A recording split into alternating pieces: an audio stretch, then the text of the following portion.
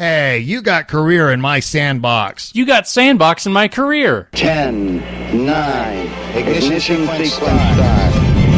All engines are running.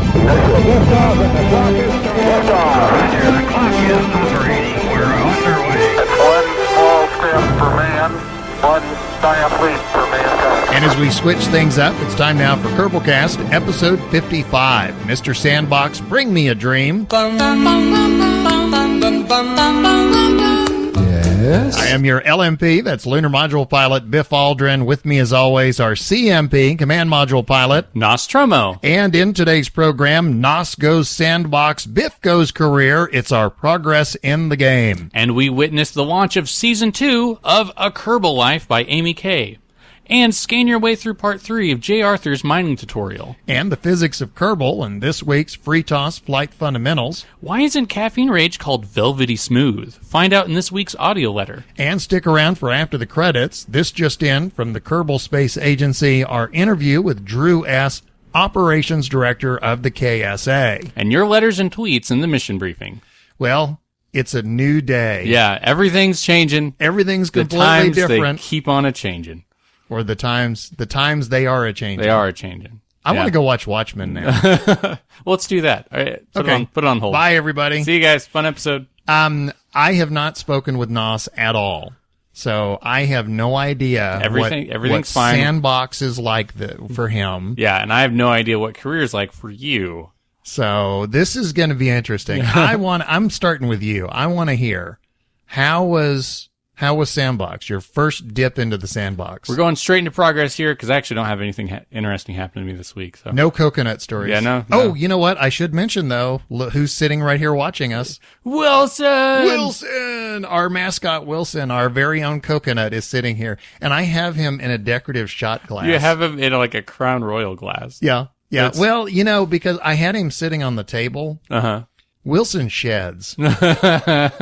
So Wilson, rub his coconut nose in it. Yeah, so I figure Wilson gets his very own platform. But anyway, so Wilson is here. He's the silent third partner. Yeah. So if you guys need to change it up, just listen to Wilson. So whenever you're transcribing this, make sure you get Wilson in there. Yeah, that's right. He has a lot to say. Yes, he does. Okay. And you know, Wilson has been saved from the hammer. Yeah. Because you think about it, I'm not going to eat our mascot. Yeah, somebody else would have bought him. Yeah. He would have been done for. Nope. Wilson is saved. But you would have grabbed him by the neck he doesn't have. Although, I don't know, if Wilson could talk, he might say that this is a fate worse than that. Because he's like, okay, somebody could have hit me with a hammer and put me out of my misery. Instead, I have to listen to these two idiots. Like, given subtitles, you just see parentheses and like silent screaming by Wilson. Right. Constantly. And Wilson goes, I'm a coconut. I don't go bad. Yeah. So I'm going to have to listen to every stupid Kerbalcast from this point on. They have to go bad. Yeah. Anyway, so my adventures in Sandbox. Yes. There are so many options. Yes. It is like overwhelming. Uh-huh. So I didn't know what anything did, and I want to apologize to everyone who watched me because they watched me just reading. I was like, what's this?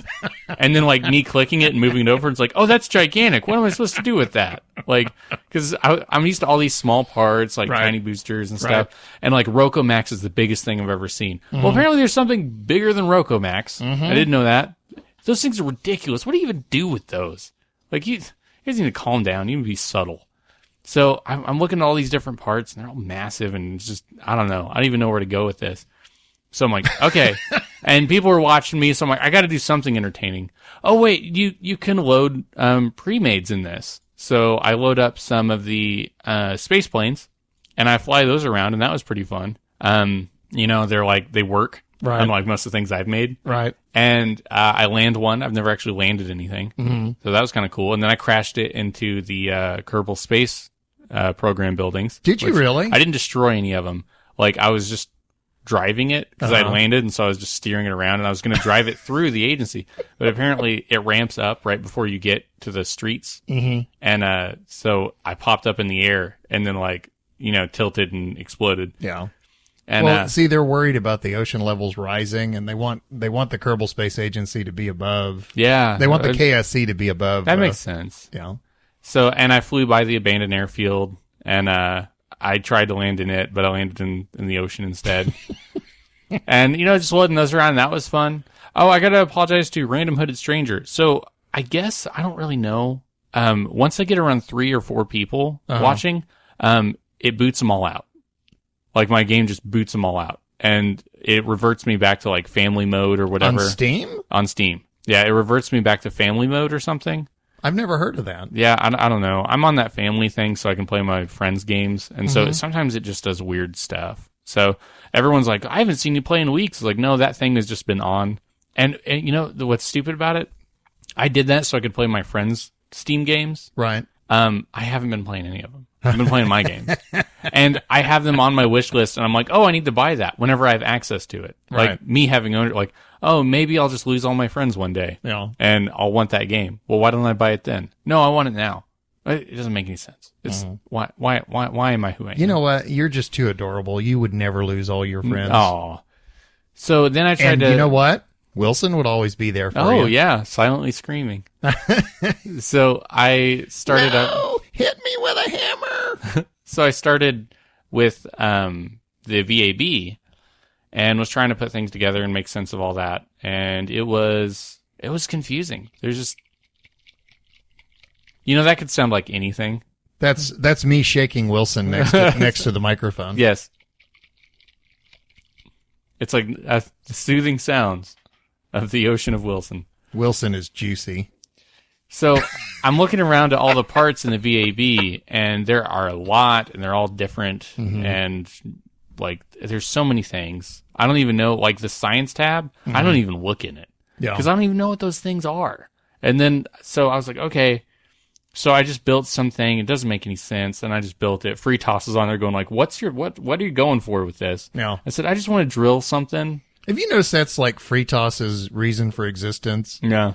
Is to log into your play session and go, okay, now what are you doing? He's super helpful, though. I know. I'm always glad to have him on there because he gives me the kind of help that I like, where it's like, I'm not going to tell you what to do. Right. I'm just going to watch, and if you have questions, I'll answer them. I'm totally fine with that kind of help. We have some very uber level players in the game, and he's one of them. Mm-hmm. And he is, I mean, if he's watching you, there's always going to be that, okay, now what exactly are you doing? And, wouldn't it be better? He handles it well. Like, he's very nice about it. Yeah. My philosophy is like helping someone without them asking is interference. Right. And he doesn't interfere. And he's like, if you need anything, or like, here's a little tidbit of advice if you want to use it, but you do your thing. It's a video game. Well, I told you that story about when I was trying to scan a planet. Mm-hmm. He let me try and scan in a equatorial orbit for a couple of minutes before he finally chimed in and went, okay, you need to be in a polar orbit. But I mean, he waited. Yeah, he gave you the chance to do it how you wanted. Yeah. Which, and I appreciate that. Yeah. Because there are some people, it's like the minute you start, it's like they're pounding on the keyboard going, you idiot. Yeah. So it was, I was trying to put something together. I just wanted to drill. Mm-hmm. Just like, I was going to drill the launch pad, which by the way has nothing in it. I wanted to drill that just so I could figure out all the parts I need to drill, because I don't know. You know why, right? Why? Because it's all been burned away by the mini launchers. Yeah, so unless you're wanting to drill into like, hundreds of feet of Kerbal ashes. Yeah. Yeah. That's sacred ground, man. Yeah. So are you cursed for building on a Kerbal burial ground if what you're making is a Kerbal burial ground?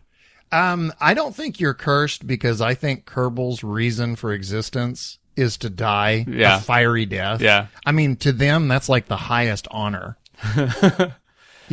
So I made the drill and drilled or whatever. So from what I understand, and you can brief me on this, I need some sort of storage unit. That's dangerous asking for my help. Yeah. Well, you have drilled things though. You've mined. Oh yeah, yeah. So I need a storage unit, a converter, and a drill. Mm-hmm. Does having how are you able to balance your craft with a drill just hanging on one side? The experience that I've had, and please somebody correct me if I'm wrong, but I have never had a problem with imbalance with having just one drill on one side. That's never been an issue for me. Are your ships just that massive whenever they launch off a Kerbin that it's not I've even on those little, I told you I was doing a lot of remote mining. On Kerbin. Uh, Because I imagine in an app with no atmosphere, it's not an issue, but like launching out yeah, when I've launched from Kerbin with a small vessel. even with a small vessel, Okay. It's never been an issue. I've never had an imbalance problem. know. Now, I would be curious if anybody has. Yeah. My experience is I've not had that issue. Okay. So, yeah, I don't know. Maybe I was too new to it. And I don't know. I started loading pre-mades. The worst you can do is do 2 symmetry and put 2 drills. That's I true. mean, if you want to, you can put 2 symmetry and put 1 drill on each side. Yeah, I guess I could do that. I did, I ran into a situation one time where I had 2 drills, and without realizing it, I deployed 1 drill and didn't notice that it like tilted my ship. And when I deployed the second one, it tilted it back the other way and broke the ship. Oh, wow. It was like, okay. Yeah, I was also trying to see how far down the drill can go. Yeah. Because I was like, oh, I'll put it up here. And it like stopped. It like didn't reach the bottom. Right. And I was like, So I started messing around with that, putting drills on there. And I was like, well, I want to launch something, because I haven't, with the new career, it's been going so snail's pace with me. I haven't been able to get in the time that I want. And also it's just, it takes a little bit. I haven't even really been to the MUN yet, so I started building something. And In career or Sandbox? In career. Okay. Before I came into Sandbox. Okay. So I'm like, I have the opportunity to do that now. And I built, or started using pre-builts. I didn't know that the pre-builts were pretty much just pieces that you would add on to a already built ship. Have you noticed that in the, I'm assuming this is with the latest update, but have you noticed now that you now have the option to merge saved ships? Yeah. That's a feature that I've always wished was there. And now it's there. Yay! I don't know if I have ever squad. wanted that feature, but maybe. Well, the reason is like, sometimes I'll build a lander and I'll wish there was some way I could bring it in, but you can't, the game doesn't let you save. Like if the first piece that you start with, whatever the control piece is, you can't save like the whole thing with the control piece. You have to take everything off of the control piece and save that separately. Got it. And so, I've always wanted to, cause you can't build anything unless it's connected to something. Mm-hmm. And so there's been times when I've wished I had the option of building something to the side and then integrating it. Well, now you can build it and save it as a separate file and merge it. Yeah. Yay, squad. So whenever you merge it, or they both show up like side by side in the VAB and you just attach them? Yeah, you just merge. Okay. So cool. I haven't done it yet, because I've been in career all week. So yeah, that hasn't been an issue, but I'm assuming that's how it's going to pop up. Yeah, that makes sense. So I continued to mess around with that, and I think that's like the 4th time I said that. But anyway, but you know what? It got better every time. I can't launch. Most of those are individual pieces. So like I was like, oh, I'll just build get a pre-made rocket and launch that, go into orbit, maybe go to the MUN. Well, they're all just chunks. There's like, oh, here's the lander, or here's a probe, and you need to build the rest of the rocket to attach it to. So I had a few failures with those, and then I remembered you saying that you can start with ore in the tanks. So I started with that just to play around with what buttons I need to press to make what kind of fuel. And I think I got it. I'm not really sure. So yeah, you just right click and it gives you a menu of things that you can refine. And then does it just go into the nearest fuel tank? Yeah. Okay. Well, no, what it does is like if you've got 4 fuel tanks, it starts to fill all 4 equally. Got it. Which I think is also a neat little feature. I was clicking that button though, and I just wasn't seeing any changes in the converter. You have to speed it up. You click does it take a long time? you go like start. I think it's, if I remember right, I think it's like LQ plus OX, and that'll start your liquid fuel and your oxidizer. And again, let's say you have 4 tanks around it. The level in those 4 tanks will slowly start to fill up. So you have to time warp just to speed up that process? It takes a while. Okay. So maybe I just wasn't waiting long enough. Another thing I've run into also, is, when you've got, your converter running, depending on your power setup, you can run your power out. But if you time warp, there is a speed at which the power drain reverses and you stop losing power. Even if you would lose power when it's going at normal speed, if you time warp, you stop losing power. Why? It just didn't factor it in? I have no idea. But I've discovered that that's a way to get around the power drain is if you'll time warp, you'll stop losing power. But you have to, in the upper right of the screen, you have that icon that you can hover over and it'll drop down and it'll show you all your levels of fuel and ore and things like that. It also shows you your power level. Yeah. If you'll have your cursor hovering over that when you time warp, you'll see your power start to drop. Well, you know that you've hit the right level of time warp when it stops dropping and shoots back up to full power. And then you can just let it run at that speed until you're done. So anyway, please continue. That's pretty much it. So I'm excited to get back into it. I think I may just start rebuilding things I've built before, just to get back used to doing space missions. Because I've just been doing so much Kerbal tourism. Can I ask you, how does it feel to suddenly go from having all these restrictions on you? I mean, it's almost like you're Harrison Bergeron and all the shackles have been taken away and you can dance. So it is very interesting to not have to worry about funds or looking for whatever contract I think I can accomplish and, trying to find the next way I can actually get the things I want. Now I have everything I want. My main limitation now is I have no experience with them. Right. I'm used to doing really small rockets. I'm used to doing really small missions. My grasp has not been very far-reaching. If I had to describe what you've said in one word, I would say overwhelmed.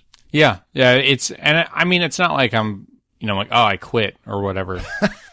I don't know if I'm using, the main thought I'm having is I don't know if I'm using the best parts for what I need to do. And I've never built something that large scale, so I don't know if I'm building my rockets correctly. And so I'm going to have to go back and listen to, some advice that's been given and just look at other example rockets and try to put together something. Also, you get a very quick lack of direction. So now I have to decide what I want to do. Yeah. I mean, I've been to the Mun. So, I could go to the Mun to drill, or I can just be like, hey, I'm going to go back to working on Minimus.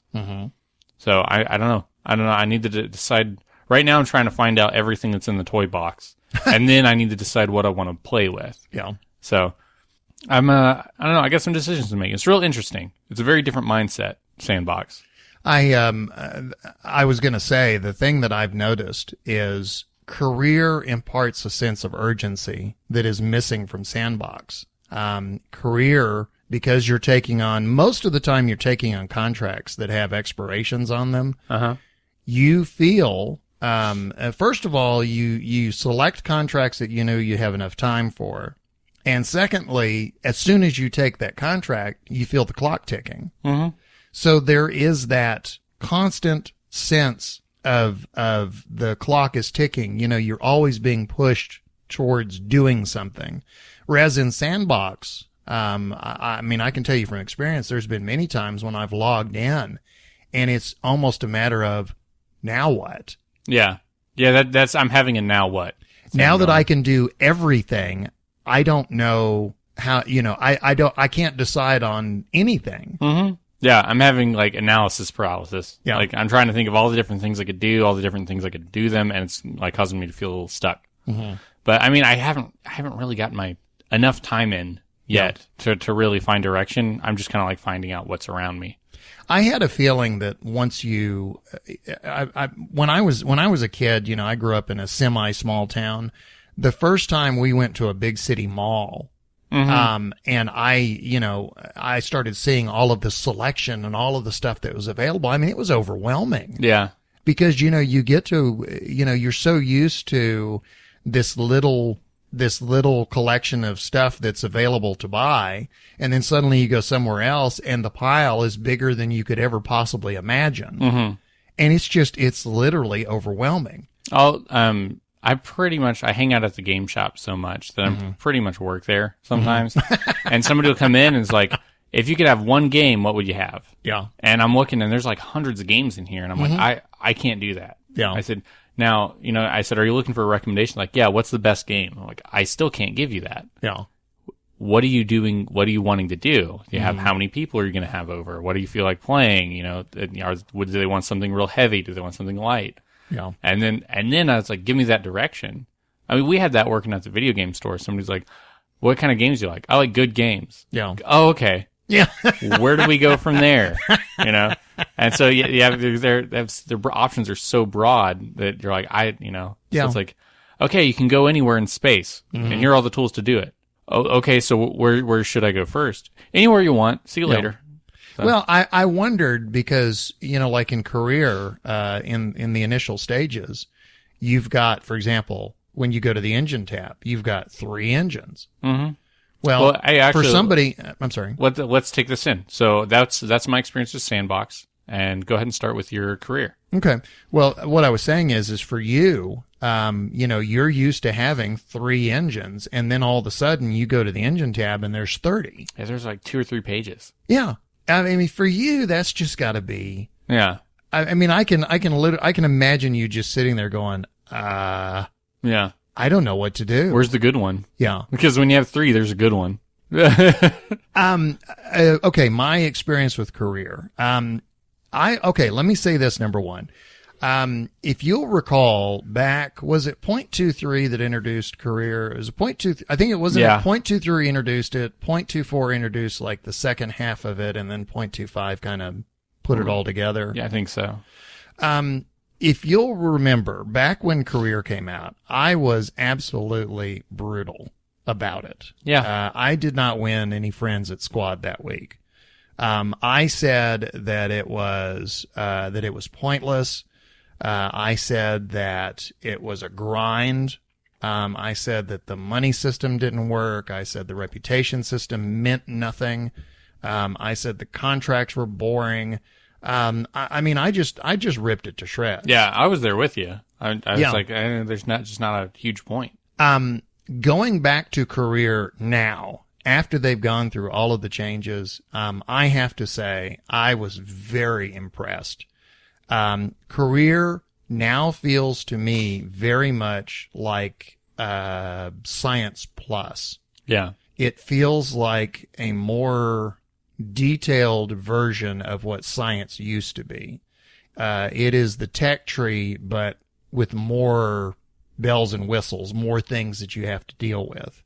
They have really done a good job, especially the early game. And I think if I remember right, didn't MaxMap say that they redesigned career to put a lot of money in your pocket right at first? Yeah, to give you a better spending allowance at the beginning. One thing that I had missed from the original career was, the original career, you were constantly fighting a zero balance in your account. Mm-hmm. You were constantly taking on contracts that you didn't want to do simply because you had to get money in the account to do things that you wanted to do. Yeah. Well, the way career is now, as soon as you complete like the first couple of contracts are what? Launch a craft and what? Go above a certain altitude or whatever. Yeah. As soon as you get off the launch pad, you start breaking accomplishments. You start, it just bam, you've surpassed this speed record. Bam, you've passed this altitude level. Bam, you've done. And what happens is it immediately starts putting money in your pocket. Just bam, bam, bam, bam. And I was very pleased with that. They have really done a good job of getting rid of that early game grind. It shows early players too. It's like, hey, this is possible, because imagine getting your, there weren't those milestone achievements. There were just the contracts. Yeah. And you wasted money on a mission not completing a contract. Yeah. So it's like, I screwed up. Yeah. With this, it's like, no, it's possible. You can do it. And even if you didn't set out to accomplish that, you accomplished something. Mm-hmm. Also, another thing I've noticed is the beginning contracts are much more interesting now. Mm-hmm. My previous experience with career was all the introductory contracts. It was page after page of it was like, test this part. Yeah. Parts testing. Go to this altitude and it was just, I don't want to do any of this. Now the contracts are so much more interesting. Oh yeah. I everything that I said way back when they first introduced Career, Squad has done an amazing job of polishing it. Career to me now feels like a completely, fully realized game. Mm-hmm. Everything about it makes sense to me now, and it is enjoyable. In fact, it has raised a question in my mind, and I want to hear from the listeners about this. I want to hear their opinion. Right now, back then when I was being critical of Career, I said that I was very pleased that Squad had left Science and Sandbox in place. You have 3 options, 3 ways of playing the game. Considering that Career is now Science Plus, the question I would ask the listenership is, do you think Squad should continue with Career, Science, and Sandbox, or do you think that Career has been polished so much that Science is no longer necessary? The Science mode. In other words, do you think that Career should replace Science only? I would be curious if anyone what anyone thought about that. Do you have an opinion? I don't think that, it's not like taking up so much extra space Right. that it should just be eliminated, and that it's sort of like Career has a lot of, while you have options, there still are restrictions. Mm-hmm. You have your money, you have your vehicles your buildings being upgraded. Mm-hmm. Speaking of, have you upgraded any buildings yet? Yes, I have. I have upgraded. By mistake, the tracking station I upgraded because I thought that by upgrading it, I was surprised early that I couldn't do maneuver nodes. Yeah. And I mistakenly thought that by upgrading the tracking station, I would get maneuver nodes. It turns out you upgrade the administration building to get that. So I mistakenly upgraded the tracking station. If I had known, I wouldn't have upgraded that. Yeah. Now, there may be an advantage. I don't know what it is. Somebody can write in and tell me. But I upgraded the launch pad. I upgraded the vehicle assembly building. I've upgraded the administration building. And the last thing I did was I upgraded the science building. I have done several missions. Obviously I did the early stuff, get off the launch pad, get into orbit, things like that. I have done orbits around the Mun. I have done, there are a couple of missions where you do surveys of the Mun, aerial surveys, where you do temperature testing and you do crew reports at certain altitudes and certain locations. I've done all of those. I also did, there were 3, they've just added a new one, but at the time there were 3, one right after the other, of rescue stranded Kerbals. And I did that. I did those literally back to back. It was like I'd go up, rescue one, come back, rescue the next one, go back up, rescue the next one. So I did 3 of those in a row. I have not had a problem with having enough funds to do the things I've wanted to do. Okay. I have been able to upgrade the buildings as needed and continue to go. I would say with science mode, it's like having Sandbox with small goals. Yeah. So you don't have the restrictions, but you still have goals. Mm-hmm. With Career, you have restrictions and goals. One contract that I thought was really interesting was there's a visual survey on Kerbal contract, where you're supposed to go to certain locations and get soil samples. Mm-hmm. Okay. When I took the contract, I made the mistake of not reading the fine print. I took the contract thinking that I was going to launch into orbit, pass over this area, and do a crew report. That's when I discovered this isn't a rocket contract. This is an airplane contract. Uh-huh. I had not unlocked any airplane parts at that time. Oh. And I was like, oh, no. Because I had already accepted the contract, and, of course, the clock was ticking. So I very quickly banged out a couple of low-end contracts so I could get enough science to unlock the basic airplane parts. Mm-hmm. And I send out props to Freetoss. Ever since he has started his Flight Fundamentals, I can now build and fly airplanes which is something I had never been able to do previously. Yeah. I could build things and get them off the ground, and you can't see me, but in air quotes, fly them. Uh-huh. Yeah, like a wounded duck. They traveled through the air. Yes, they traveled through the air before they crashed, and that used to be my definition of flying. But in career, when the visual survey contract came up and I accepted it, I started reading the fine print, and it was go here, get a soil sample, then go here and get a soil sample, then go here and get a soil sample. And I was thinking, how am I going to do this with a rocket? And that's when I realized I have to do this with a jet.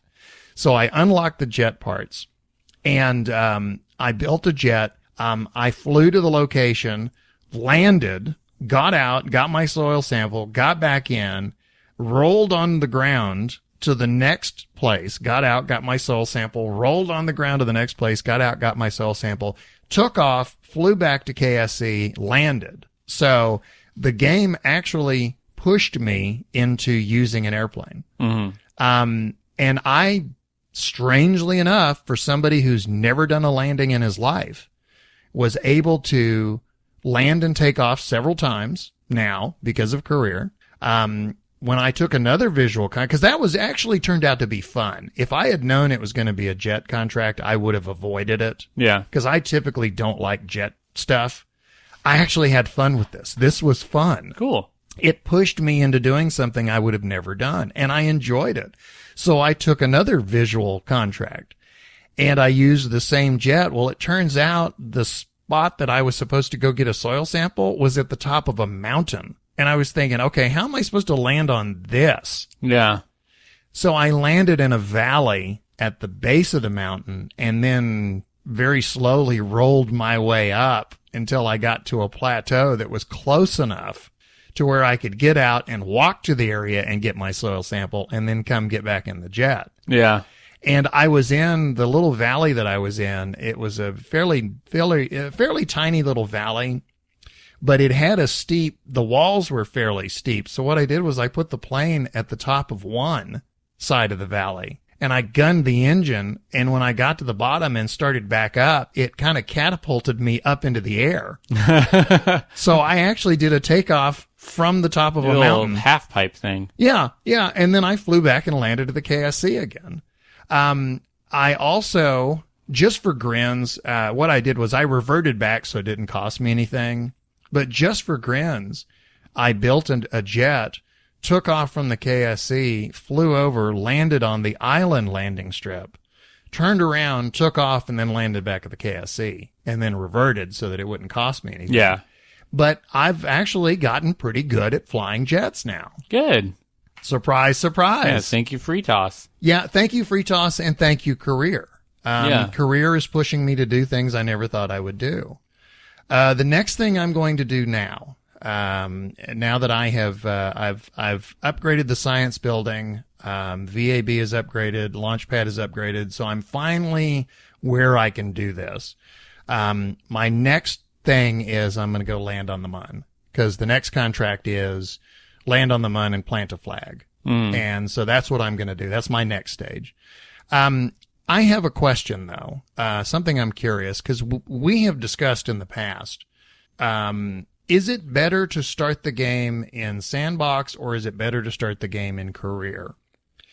This has been my experience. As somebody who's done nothing but Sandbox, I have built some gigantic monstrosities. I have done pretty much everything you can do, or I've done a lot. I should say I've done a lot of the things that you can do in the game. I've made just about every mistake you can possibly make. I've used just about every part you can possibly use. Going from absolute freedom to restricted gameplay has not been that difficult for me, because knowing that I could only build a ship that had a 30-part limit, for example, I have built so many monstrosities that I know which pieces are essential and which pieces aren't. And so it was easy for me to build smaller ships that didn't have everything on it that I was used to putting on there, because I knew what I needed and I knew what I didn't need. I was also able to, for example, take on the Rescue the Stranded Kerbal Kerbal contracts because I'm very comfortable with Rendezvous. Okay. I was very comfortable with going to the MUN and doing the visual surveys. I was very comfortable with doing all these things because I had already had experience with it. I'd already had the freedom to play around and make all my mistakes. And so now I feel very comfortable taking on contracts and doing these things. So my question is, as somebody who started Sandbox and then went career and is having a fairly, I won't say an easy time of it, but an easier time, is it better to start Sandbox or is it better to start career? Do you have an opinion? I think, and this is my personal journey with it, and it may not apply to everyone. Yeah, because you're the reverse of me. Yeah, I think as somebody like myself who does not play simulation games, I think career is better because it gives like a pointed task thing to do, and you have resources and everything to work with. But here's my question though: I feel like career may have held you back. It has. So, because I feel like for a while there you got stuck. I did get stuck because anytime I wanted to try something, there's always the looming risk that it could set me back time or funds wise. Right.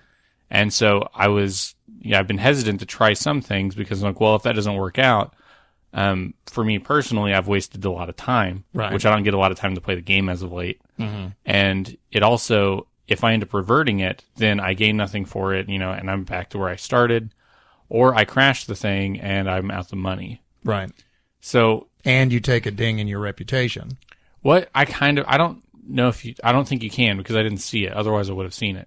If you could cross your saves over, like if you could build something in career and save it and then load it up in Sandbox and parts test it. Well, I know that you can do, for example, and this only works if the parts are unlocked in both versions. Okay. Yeah. If you try and load something, if you'll go into your saves, you'll see, like I save mine, all my games are like Biff, and then in parentheses, it'll say Sandbox. And then, Biff, parentheses, career. Well, if I go into my saved games, there will be a folder that says Biff, parentheses, career. And there'll be one Biff, parentheses, Sandbox. Yeah. If you go into that folder, that's where your saved ships are. You can copy a ship that you made in Sandbox into career. When you boot the game up in career, as long as all the parts are there, that build will be available. Yeah, so I think playing in career, you could save something that you think may work and then take it over to Sandbox, try it out. And if it works, then you can go back and do it. If you're the kind of person who doesn't revert. Right. If you're the person who does revert, it doesn't matter. Right. You work with what you have.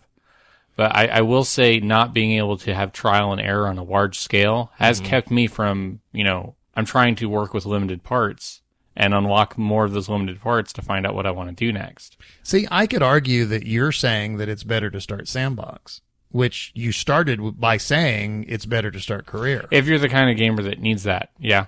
I mean, I could say that it's easier to start Sandbox, but to get you started and interested and invested in the game, it may be better to start career. So I think you can't devote yourself to one of them. You kind of have to, adhere to 2 or 3 schools of thought if you just want to try science mode as an intermediary. It may just be that science mode is a good way to go. Yeah. Because you get a little bit of both. You get pointed direction, but you also get access to all of the parts. Maybe that's the best way to go. Start science, then go Sandbox, then go career. Yeah. So actually, now looking back, if someone were to say, how should I start the game? I'd say start it in science mode because it gives you the urge to discover and to find and gain resources to get new things. And you acquire them at a fast enough rate that you don't become locked into only using certain parts. Yeah. And also there's not the, you're not punished. Yeah. So that may answer the earlier question of does science mode still need to exist? Yeah. I think so. I was going to say that kind of answered that question. I've had the urge to go back to science mode because there were very easy to understand and easy to remember ways to get resources. And you just had to make things that would help you do that. And they were all things that you wanted to do in the first place. Doing the tourism thing, I wouldn't have done that normally. Yeah. Going into the MUN and planting a flag, I'm going to do that. I was going to do that normally. That was my intention when I started the game. You want to hear something is so frustrating for me? What's that? The first mission I think I flew was Jeb, and I did it, and it was like immediately Jeb got XP, and he has the 1 star by his name. He immediately got 2 stars. And I thought, okay, now it's time for me to start leveling up Valentina. And she's been flying all my missions since. Uh-huh. And every mission, even if she gets XP, she still has the 1 star. Yeah. And somebody may write in and go, well, she never does get 2 stars. But when I was doing the Rescue the Stranded Kerbal, the way I was doing it was I had the Mark I capsule, and then behind it I had the inline cockpit. And the first time I went up to get a Kerbal, my idea was that, Valentina was going to be in the capsule and the other one would just fly over and get in the inline cockpit. That's when I discovered you can't enter the inline cockpit from the outside in space. Mm-hmm. So I had to move Valentina from the cockpit to the inline cockpit, from the capsule to the inline cockpit, put the other Kerbal in the capsule. Well, when I landed, the game said, since the other Kerbal was in the capsule, that's the one that gets the experience. And I was like, no, I'm trying to get her the experience. And so I kept rescuing these Kerbals, and they kept landing, and it was like they'd give him the medal. Yeah. And, the person that actually flew the mission was standing there going, hello? They're going, yeah, get out of here. So yeah, I keep trying to level her up, and I'm not leveling her up. I keep flying these missions, and she's still not leveling up. Yeah, like other people are sniping it out from under. Yeah. Valentina hit the glass ceiling. There's sexism in yeah. She's only making 78% of what the other Kerbals are getting experience in. I said this before, but I like that there's 2 prime pilots now. And this is something I would have never worried about when it was just Jeb. Uh-huh. But now I'm trying to equally level the 2 up. And I'm like just pounding my head on the desk going, why isn't she leveling up? Bill and Bob, those poor guys, they weren't the stars. And, they've been working their way up, and maybe if Jeb ever bites it, I'm going to be the star. And then Valentina shows up and passes them both. Instead of Bill and Bob, how about George and Ringo? Yeah. There you go. So are you going to stick with career for a while? Yes, my plan is I'm going to stick with career all the way through. I'm going to have everything upgraded. I'm going to go completely through the tech tree. I'm enjoying career. I thought I wouldn't. I thought that this was going to be a slog, but I've knocked out several contracts. Now, have things that, because you had been playing Sandbox for a while, mm-hmm. and you got some new mods or whatever, and I'm going to go to the MUN. Right. And I haven't done that in a long time, and you mm-hmm. go to the MUN, and you had some sort of feeling of satisfaction. Mm-hmm. How is the feeling of satisfaction of getting that prober on the MUN, or anything like that, with all these new restrictions? That's a really good question. There's the added satisfaction. I'm always satisfied when I do these things, but the added satisfaction is now I'm doing it in a time limit. Yeah, and you built up to it. Yeah. Because before, you could do it at any point you wanted. You just had to have all the right parts and do it the right way. Yeah. But now you have a limited number of parts, mm-hmm. and you have a limited number of things, and you have to do it in the most efficient way you can. The one thing I will say, though, once I make it all the way through career, I will probably go back to Sandbox. Mm-hmm.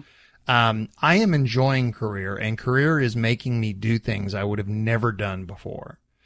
But once I've gone through it, I don't know that I would go back to it. I understand that. Mm-hmm. But I am having fun because, again, I would have never done the jet stuff. Yeah. I would have never in a million years thought to myself, I'm going to build a jet and try and land on a freaking mountain. See, that's the thing is, we're talking about this, and I'm going to stick with Sandbox as long as you're in career. Mm-hmm. I think, I want to go to science mode after that. Yeah. But the thing I think of is, those tourism contracts were kind of fun, finding a way to make something that would launch those and then doing that thing that was a disaster last mm-hmm. time. And, any of those jet contracts, there wouldn't be any motivation to do that. Right. Really, on science mode, the sooner you leave Kerbin, the better. Mm-hmm. There's no reason to stay. Right. with career mode, there's just as much to do on Kerbin as there is outside of it. Mm-hmm. Again, I tip my hat to Squad. They have really, from somebody who was a vicious critic of career mode, they have really, really polished it, and they have really made it into a very critical part of the game.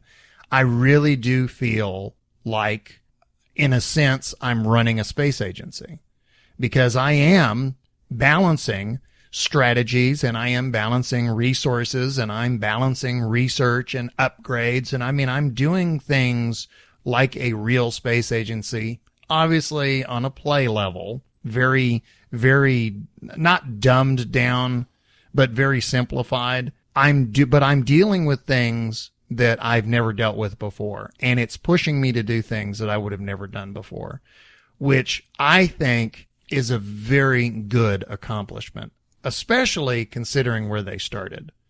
I will say for Squad, it was probably very frustrating for them, if they heard the criticism back then, to listen to me, because they knew where they were going. They weren't there, and they were having, we took our first step and this guy is just crucifying us, when we can already, we know where we're going, and this guy's beating us up, and we've only taken one step. Yeah. Well, mea culpa. Now that I see what they've done with it, I get it. And yes, career is a very good part of the game. I really like it. Again, I'm going back to Sandbox once I'm done with it, but I have a feeling I'm going to go back to Sandbox a better player. Career has been a lot of fun. Good. One other question I'm going to toss out to the listenership, and I would like for you all to write in about this. What is your favored career strategy? The way I have played the game, and understand this is somebody who's never really played much career before. When I first started, the old science mindset kicked in, and my first strategy that I chose was the R&D, the outsourced R&D. Oh, okay. The reason being was I wanted science. I wanted to unlock parts, because there were a lot of things that I felt like I couldn't do until I had the parts. So my early game strategy was science. Then I ran into the problem of, I can't build anything bigger than this. I can't launch anything bigger than this. I can't do maneuver nodes. I can't research past a certain point. My strategy at that point switched to money generation. Once I got there, I switched to fundraising campaign as a strategy. And that's what I'm doing now. Right now, my emphasis is generating enough money. Although I may switch back again, because now that I've upgraded everything to the point where I can start unlocking more science and unlocking more parts and bigger ships, I may switch back to a different strategy. But my early game strategy was science generation. Then I switched to money generation, because once I had enough parts to start doing things, then I needed the facilities that would enable me to build things big enough to accommodate the new parts that I had unlocked. But I would like to hear from the listenership. Tell me your favored career strategy. How do you like to play career, and explain why? So what do you think? I think mine personally was money, because I was like always fretting about money, in Kerbal and in my real life. You didn't start with a science. No. And what's funny is I ran into the opposite problem. I was able to afford things, and I have my buildings upgraded. I don't have the science to get the parts I need to help me progress in the career that I had. Right. So I don't know. I may even just restart, because I hadn't achieved restart career whenever I go back to career. Oh, when you go, okay. I may just start a new one, because where I'd gotten, I was desperately trying to get, nickel and dime science so I could unlock things. And it was a really slow process, but I was making a lot of money, and so in the beginning I was like, well, all that money that rakes in, I could have been making science off of each of those times that I hit a milestone, so I don't know, just trying to find that balance of where I wanted to go. And then there were the other two that gave you like extra reputation or something. And I'm like, I I hope I never need that. Like, I hope that never becomes a problem. Yeah, no, your reputation is good with us. Yeah, so You're in good shape. One thing that really tickled me about the the early game put a parts limit on me of 30 parts. yeah, Some of the ridiculous decisions, some of the mental conversations, it's like, do I need 2 solar panels? No, I only need 1. Do I need, 4 struts? No, I only need 2, or I only need 1, or I did so many things just to make my ship look good, yeah, and symmetrical. yeah, I'm like 4 antennas yeah. because it would look weird with just 1 sticking out the side of it. 4 antennas, we need that. And they're like, no, you hit the part limit. And I'm like, where am I going to put 1 antenna though? It's going to look so ugly. Yeah. I can't put it on top of the parachute. The other thing I've never used until career, they have the, as you're building, they've got the little icon down in the bottom right of the screen, which will tell you if there's any problems with your ship. I started using that because that also keeps track of your part count. Yeah. Which cause I was going, I don't know. I don't know if I have 30 parts here or not. And that's when I discovered, oh yeah, I can use this thing. But it would tell me things like, for example, your ship has monopropellant for no reason. And it'd be like, oh, okay. So I'd go up there and I would zero out the monopropellant, which would lower the cost of the ship. Mm-hmm. And I actually kind of had a little mini game going where it was make the little advisor, the construction advisor, go through and check off all of their concerns. Yeah. And some of them I just ignored, like they'd go, you have power generation, but no power storage. And it would be like, well, for this mission, I don't need power storage. Mm-hmm. Yeah. So I wouldn't mess with stuff like that. But, if you'll look at the construction advisor, I'm calling it that. I'm sure there's an official name. That's fine. But, it will steer you away from some issues. Yeah. And it can save you money. Yeah, and they'll say like, "Hey, parachute's here," and stuff like that. Yeah, it will tell you, you don't have parachutes, or it'll tell you you've got monopropellant and you don't need it. I just imagine that guy just being a complete worrywart. Yeah, he's like, there's no parachutes on that. What's he doing? But he doesn't have the courage to interrupt. I'm gonna see him on a Kerbal Life next. Excuse me. Yeah, pardon me. If it wouldn't be too much trouble, could you put some parachutes? I mean, if you want to. Yeah. If I'm just suggesting. Yeah, I don't want to ward over this or anything. Shut up, Norbert. Norbert. You know what? Instead of the construction advisor, Norbert Kerman. Norbert Kerman. Yeah. Or if it's a female Kerbal, Norberta. Norberta. Yeah. I like that. Norina. Norina. No, I like Norberta. No, I have a hard time saying it. Norberta. So do you think that wraps it up for... I think it wraps it up. Let's move on. First stage expended. Second stage. The mission briefing. And that means your letters and tweets, and Nas has our first one. Actually, real quick, are you messing up the flow of the program? Yeah, I'm completely destroying it. It's my joke. We don't have a flow.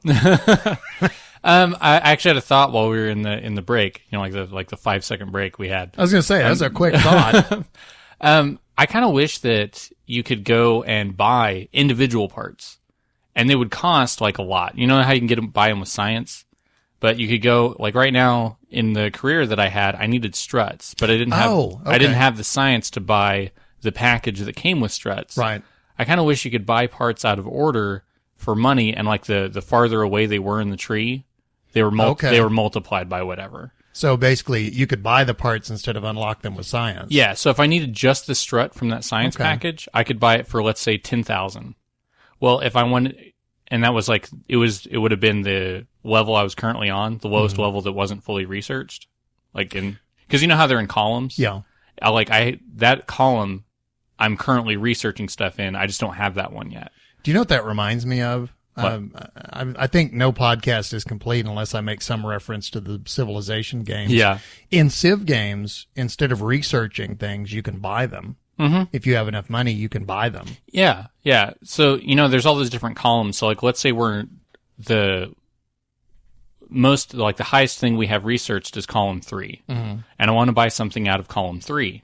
Just one of the other things in the column. It'd be 10,000. Right. Well, if I want to go into column 2, it would be 20,000. And each one after that would be an extra, double or whatever. That's a really good idea. Yeah. So, I mean, you can't. I like that. Like, I couldn't just buy nuke engines, like at the beginning of the game. Like, they Right. would be like 400,000 or something just for those. You'd have to have the column unlocked to buy whatever's in that column. And like each column they were away, they'd be multiplied by a certain amount. So I could buy something that's way far off. It would just cost me so much. But if I researched everything that was close, I could buy something that was cheaper. That's a good idea. Yeah. So I don't know.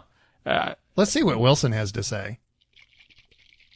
I'm going to take that as an agreement. I think he likes it. I don't speak coconut, but I know what I like. No, And actually, you know what he was saying? Hit me with a hammer. I don't want to listen to these guys anymore. Okay, so that was my idea. Anyway, back to letters. Back to letters. We never started, so now starting letters. Okay. This one comes from Kickspray. Planes. Hi, gang. I figured out how to build a plane because of Freetoss's Flight Fundamentals. It took a few sittings because missing control surfaces, which kind of frustrating. In true Kerbal fashion, on the time warp back to the runway, I made a few adjustments, the last of which caused the thing to explode spontaneously.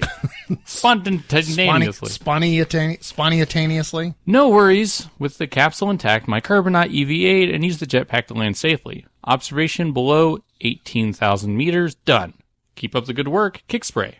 Yeah, Freetoss gets a lot of praise for, I mean, I've learned, like I said, I didn't know how to build and fly a jet until he did, the first episode. Yeah. He was worried that last week's Flight Fundamentals was too long, but I reminded him, this is recorded, and just like what I did the first time, when you're wanting to learn something, you can listen, hit pause, do whatever it is you're doing, start it up again, and then hit pause. And I was telling him, because he was talking about rendezvous last week, and I was saying, somebody who's wanting to learn how to rendezvous is going to do that. They're going to listen a little bit, they're going to pause, they're going to do that part, and then they're going to start the thing again. And the other end of the spectrum is if somebody's like, I know how to rendezvous, I'm not interested in this, they could skip past it. Yeah. So it's there. I mean, that's a nice thing about us not being like broadcast TV. I was going to say. You don't have to TiVo us and to skip the stuff you don't like. You can just skip it. Yeah. So like whenever I listen to it, I start it and I finish it. Like I get 1 second in and then I skip to the last second and then I tell you that I get the download and it's done. Same way you read books. Yeah. First chapter. You start with the first chapter, you jump to the last sentence. And I'm like, I got the gist of it. I got it. That lets me know if I want to listen. Yeah. Last sentence, always happy Kerbaling. It's weird. We need to get creative. The NOS experience of Kerbalcast is, hi everybody, I'm your LMP. Happy Kerbaling. Happy Kerbaling. Yep, that was another good episode. Yeah. Next letter. This comes to us from Tutatis. Hey all, a little while ago you brought up ships not behaving properly when they were in the upper atmosphere and weren't being controlled by the player. I'm not quite sure how this works, but I'm sure you've already been bombarded with responses with all the details, so I thought I'd share a story instead. I think about 90% of the things that go wrong for me in KSP are down to one thing: greed. I was on the way back from the Mun with Jeb and a ship full of science. I was nearly back at Kerbin, and as I dropped below 70 kilometers, I thought to myself, oh, this is usually where things go wrong.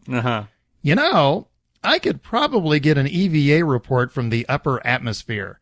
That's where you F5. Seriously? Yeah. Anytime you have that, I wonder if I F5, and then complete the thought. Yeah. The minute you start thinking, I wonder, the next action is hit F5. So Jeb got out of the capsule and was immediately flung away from the ladder.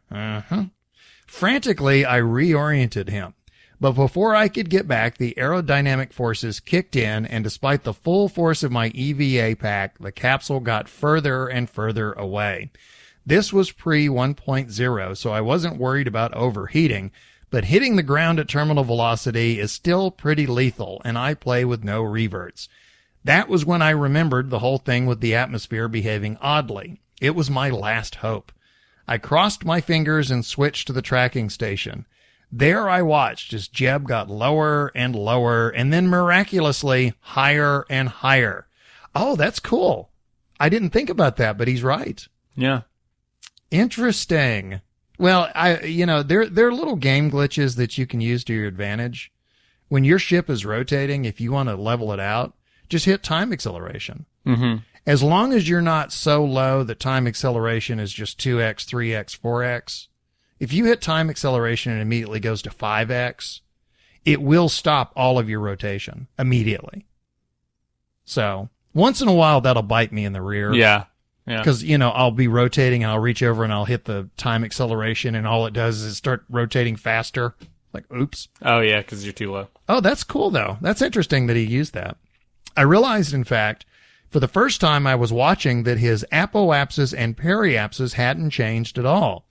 I switched back to Jeb and found him entirely unharmed by his dip down to 30 kilometers or so. I thanked the benevolent green gods of Kerbin and cursed my greedy nature. Jeb was safe. A little EVA propellant at apoapsis was all it took to stabilize his orbit, and then there was nothing to do but await a rescue ship. Now, it may have been a little bit of a cheat.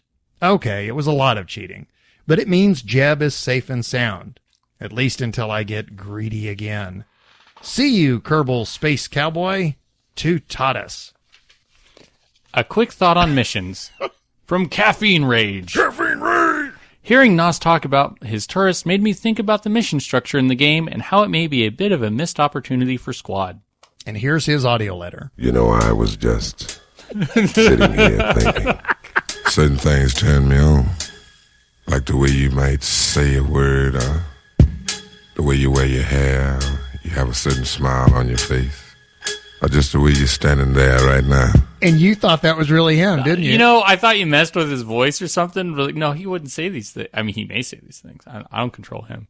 Well, I wisely didn't let the rest play. Yeah. Barry White is the man. But Caffeine Rage needs to be called Velvety Smooth, and I know he disagrees. Greetings, guys. Caffeine Rage here, and yes, it's still Caffeine Rage, because I've used that name for going on 20 years now, and if I accepted your alternate names of Mellow Yellow or Velvety Smooth, I would be denying myself the pleasure of hearing you guys brainstorm a new name for me every time I called in. And what would the fun in that be? In the last episode, Nos was talking about his rather brutal treatment of Kerbal tourists, and it got me thinking about the whole mission system, and that the fact that Kerbal tourists, they appear very, very early in the mission structure. It would be analogous to Dennis Tito, the first space tourist, lining up the moment Yuri Gagarin landed. It just, in the grand scheme of things, doesn't really make much sense. So I sat and thought about this for a while, and I think it might be time, with the console version of the game coming up, probably in the distant future still. We still have no idea when that's going to happen, but we have plenty of time to speculate on it. That it might be time for Squad to start to revisit how the missions are handled.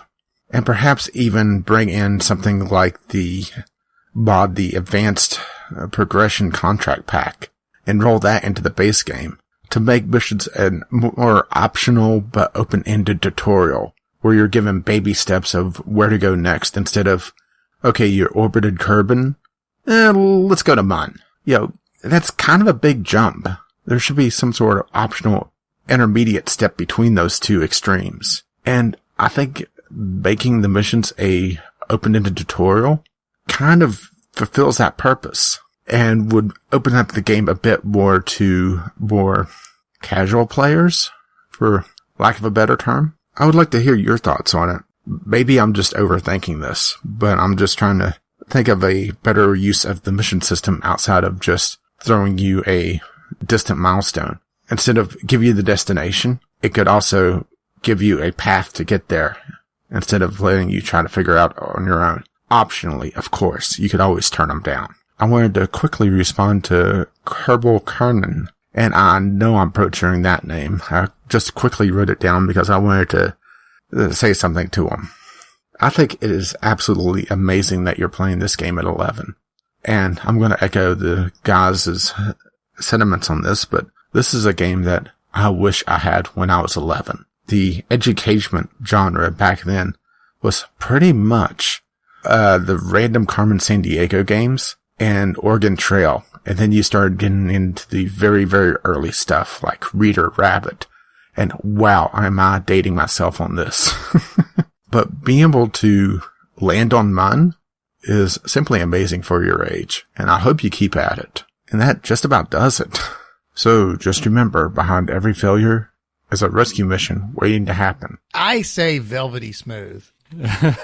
He needs to be called Velvety. Yeah. I mean, isn't that like the most velvety smooth? So we want to thank Milky Delicious for giving us another great audio letter. Okay, I have a couple of other options. Okay. How about silk pajamas? Or silky jammies? Oh, it's time to slip into some silky pajamas. Yeah. Oh, I think we'd lose our clean rating. Here's another one. How about velvety lace? Uh-huh. Or, this is my last one, I promise. 50 Shades of Rage. I wasn't even ready for that one. Actually, I take it back. I want Milky Delicious. I'm going to use that name. I actually know what he's talking about though, because I had. How about Silky Delicious? Ooh, Silky Delicious. I was using it's time to be enveloped by Silky Delicious. I was using the same name for like 10 years. And whenever we started this, I didn't want to make a new Steam profile just for that, especially since I already had a copy of Kerbal. And so I changed the name, and I miss it every now and then. Do you? I want to go back to my old gaming name, especially when I'm playing Kerbal, I don't want it to be anything else. Mm-hmm. But when I'm playing other things, like when I'm playing shooters and stuff, I want to go back to my old name because I'm used to seeing it, you know, Nostromo killed whatever. I'm like, who's that guy? Yeah. Where's the name I've been seeing for years? So Honestly, I don't miss my old Steam name because you know what my old Steam name was? It was Biff. Yeah. I'm not kidding. Yeah, you've always used Biff. I've always used Biff. Yeah, you just threw an Aldrin on whenever we started. Yeah. I remember I had to come up with a name. I was like, I can't think of anything clever. I have always, for some reason, the name Biff has always just tickled me. Yeah. I don't know why, but I have always found it funny. And I've had people, they've asked me, they said, where do you get Biff from? And most people think I get it from Back to the Future. Mm-hmm. I get it from Death of a Salesman. Ah. That's where, because there was a Seinfeld episode where Jerry he called, George walks in the door and he goes, hey, Biff. Yeah. And it's a Death of a Salesman reference. Mm-hmm. But that's, for some reason, the name Biff just tickles me to no end. What made me start using it full time, though, at work, they had us fill out these personnel sheets. Mm-hmm. And one of the lines was preferred nickname. And me being the perpetual smart aleck immediately wrote, quote, Biff. Yeah. And the guy who was reading it just died laughing. And ever since then, everybody has called me Biff. So that's the origin of Biff, is me being a smart aleck. Yeah, I don't know. See, I've never really gotten nicknames. Yeah. That you know of. Yeah. Yeah. See, I used to work with you. I know your nicknames. Yeah, I guess that's true. I can't repeat them though. I don't know. I don't want to know them then. I've had few, but they've never really lasted. There was Mr. Nice Guy. We got that a lot. Oh. Yeah. There was, Precious Sweetie. I got to tell Caffeine Rage, it would have been nice to have that game at 11. Yeah. But I play mine at noon, and that's fine too. You can play it at midnight. Ouch. You can play it anytime you want. Ouch. Sorry, it's funny. That's what killed Houdini, those sucker punches. Could you warn me next time? Ouch. Do you want to address his question? I got lost on it. You probably forgot I forgot the question. What was the question? I don't know. I was too busy. I was thinking up names. Yeah. Because he said he wanted to hear more names. So I was, the progression of the contracts. Yeah. See, I was busy writing silky jammies. I was thinking while he was talking about, different ones I'd like to see, and some of them, they would just be kind of pointless, but I think they'd be interesting, like have a probe, orbit the Mun for so many days. Right. Or whatever. And, you could just time warp through that. So it's not as good of a contract, but things like they're telling you to do things that usually involve Kerbals. They don't really say send a probe very often. Right. A lot of the projects, contracts I'd seen, it wasn't always a probe. It was just something. So I would like ones where you send, before you get the contract for, keep saying project, for going around the mun, landing on the mun, planting a flag on the mun, they should have you send a probe first. And you put a probe around the mun and, and have it scan for so long before you would get the contract for doing anything else. Because it's kind of like you're scanning it, Right. And they don't have ScanSat or things, front loaded in, but it would sort of give the simulation to where you'd have to spend so much time doing that before you could, send something right afterward. I was surprised one of the early contracts popped up was put a satellite in solar orbit. I thought, wow. Oh, I never got that one. Yeah. You're moving a lot faster than I was, though. In fairness, though, I have a lot more time to play this than you do. That's true. You're gone most of the week. I want to apologize to the audience and stuff, too, because I get 45 minutes to an hour and a half to where I can play and still balance the rest of my life. Nobody is going to hold a job against you. Yeah. But seriously, I play for several hours a night. Mm-hmm. You get a couple of hours a week. Yeah. So my progression's a little stunted. Yeah. And it's also how we're talking. I was just stunted by what I know versus what I have access to. Right. So, the Rescue the Stranded Kerbal contract.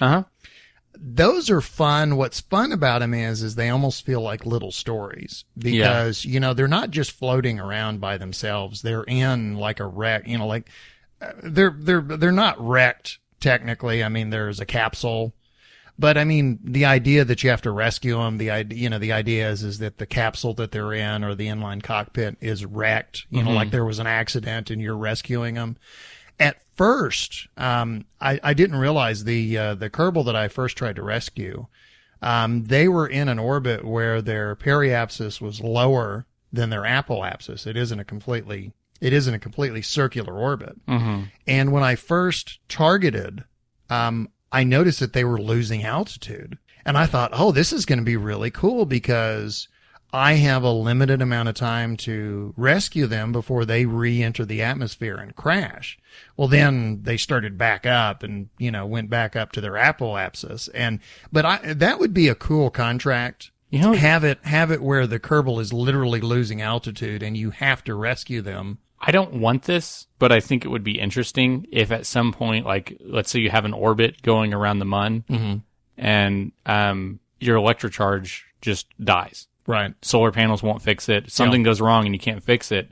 And so then a new contract pops up for rescuing the thing that just happened, to where parts would just fail without, a mod where parts randomly fail. You'd be, in an orbit around Kerbin and all of a sudden, you couldn't ignite thrusters. Yeah. Well, that's something I had talked about way back when I was being very critical of Career. One of the things I said was that, a lot of times the contracts were so out of context, things were coming up and they made no sense. Why am I doing this? Or one of the things I mentioned was, wouldn't it be cool if you went up and did a mission where you ran out of fuel, the next contract that popped up was go rescue the person that you just left. Yeah. If something is in orbit for, if a Kerbal, that would actually bring a difference between probes and Kerbals. Because if they had a Kerbal that was out in space for so many days, and it hasn't been used, if we, let's just say I throw Bob in orbit around the mun, and I just have him there to occasionally collect science contracts. Well, if his orbit hasn't changed in, 60 days, right, a contract would pop up to rescue him. Right. Because he's been inactive. So I think things like that could be interesting. I think it would be a life and death contract. I think would be cool. Yeah. Rescue a stranded Kerbal, but rescue one that is literally losing altitude. Yeah, that's the only way I've ever failed a contract were to those tourists dying. Otherwise it's just keep doing it till it happens. It's not like if you don't do this in this amount of time, you can't do it. Can I say, I hope that killing the tourists failed the contract. I would assume that would be the, well, there'll still be sequels. Yeah. So. Oh, that's true. That would be the game killing mechanic. I killed the tourists. Yeah. Let's see. You have the next letter. No, you have the next letter. Oh, before we move on. And you're holding your letters backwards. No, that's how instead of throwing them on the floor. Oh, okay. I've been turning them around. I'm throwing them on the floor. No, I have, according to me, you've got the next. No, you got Pillbox. Did I? Oh, I sure did. I did. I messed it up. Before we move on, though, I did want to thank Caffeine Rage, a.k.a. Velvety Smooth, a.k.a. Silky Jimmy's, Silky Delicious, Milky Delicious, 50 Shades of Rage. I love his letters, and please keep sending us letters. Yeah, they're really fun. They are very good. Okay.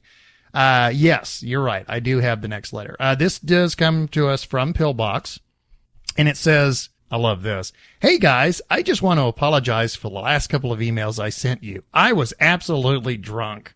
Well, when we sober up, we'll accept your apology. I don't remember anything wrong with his last... Because we've been so drunk. I guess so. Maybe that's the problem. Like a drunk man in an earthquake, you just walk steady. Yeah, okay. As you know, like Biff, I love The Martian. Robinson Crusoe on Mars was better. So I was thinking, if I recorded my games on super hard mode with the Martian audiobook in the background, would NOS finally realize how beautiful the world is? I could post them on YouTube. I'm terrible at the game, by the way. Pillbox. P.S. I recently watched the movie Chappie, and it drove me insane. I think it drove a lot of people insane from what I hear. I was born in South Africa, Johannesburg, and hearing my nickname, Chappie, drove me mad. Still liked it, though. I've been meaning to watch that one. I did not hear good things, but I mean, I like him. I like that director. Yeah, I like everything he does. Elysium was a lot of fun. District 9 was a lot of fun. Yeah. Fun as in very interesting and, nice to watch. I mean, a lot of the things that happened weren't, by definition, fun. Yeah. Not very pleasant. Yeah. Didn't they say that his Alien project is dead, or isn't it? Oh, is it? I don't know. That's sad. I thought I'd heard that it might have run into him. He's real good at gritty. Like he's real good at making things look real dirty. And that was actually like one of the interesting points. Like the set designers, whenever they were making Alien, they're like, why does everything have to be so dirty? Because they're used to sci-fi being so clean. Yeah. Like the Enterprise never had garbage on the ground or anything. Right. And they're like, they wanted to make a clean set, and he's like, no, it needs to be dirty and nasty. He's like, think of it like an oil rig, That's one thing, for all the grief that George Lucas gets, one of the ideas that he pushed early on was the idea of the used future. Yeah. Which, because science fiction always shows you environments where everything in it is brand new. Uh-huh. Well, the reality is you walk into anybody's house, they may have a brand new 70-inch plasma screen TV sitting there, and right next to it will be an old Victrola or something. Yeah. People we don't always replace, just everything. Because we replace one thing doesn't mean we replace everything. Mm-hmm. Every environment is always a mixture of brand new and really old. Yeah. And, and he kind of came up with that idea of, let's, and I'm not saying it's original to him, but he was at an early stage was pushing the idea of the quote used future. Yeah. Cause Han Solo having to beat the crap out of a ship just to get it going. Yeah. And you're like, oh, okay. Yeah. My car does that, Well, I remember when Star Wars came out, I was in high school at the time, and I remember somebody made the comment how unusual it was to see a fighter that had oil stains on it. Yeah. They weren't used to, because science fiction, everything is squeaky clean. Mm-hmm. So what were we talking about that got us off onto that? I don't know. Back for the next letter, this one comes from Justin S. Jeb Good knows Lord. All. Hello, been listening since episode 3, and I've finally broken out of my shell to write you guys. Welcome. I'm not sure how many responses you received about Jeb Knows All's issue with updating past 0.25, but I believe I also have experience with this issue. I'm a Mac user who purchased the game outside of Steam, and I've never been able to use the patcher or launcher since it has been introduced to the game. Here's how I update it. 1. Delete the current installation of the game. If you're attempting from 0.25 to 1.0 point whatever, then you save your craft files and will not be able to be imported there, so there isn't much reason to back things up. If you can always copy the install files to a backup folder before you delete it if you want to archive things. 2. Go to Kerbal Space Program's website. 3. Log into your account. I usually hit the Buy Now button in the top left corner to get to the login page. 4. From the account page, click the My Account button. It's yellow. 5. From the screen, we'll show you the products you've purchased. It will show a download button next to your purchase history. Click it. 6. You'll get 5 options for downloading. Select the one for your operating system. For 1.0, I downloaded the non-installer version. Just drag the downloaded folder into the Mac Applications folder. For 1.0.2, I use the installer. If that doesn't work, try the other. 7. Launch the game using the executable file instead of the launcher. This part isn't necessary, but since the updater doesn't seem to work at the moment, there isn't much reason to use the launcher. Hope that works. Just an S. Very good. Yeah. Caffeine Rage had mentioned Kerbal Kieran. Well, he is back with another letter, and it's called More Fun on the Mun. Hi, Biff and Nas. First, I would like to thank you for your encouragement on my Mun project and for your opinions on my age playing KSP. It really made me smile. Where we last left, I had landed on the Mun and was playing around on it. The next day, I decided I would try to land and return.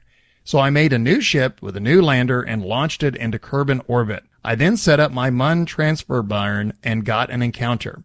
I made the quick decision of not making a Mun orbit and just coming back into it right off my transfer.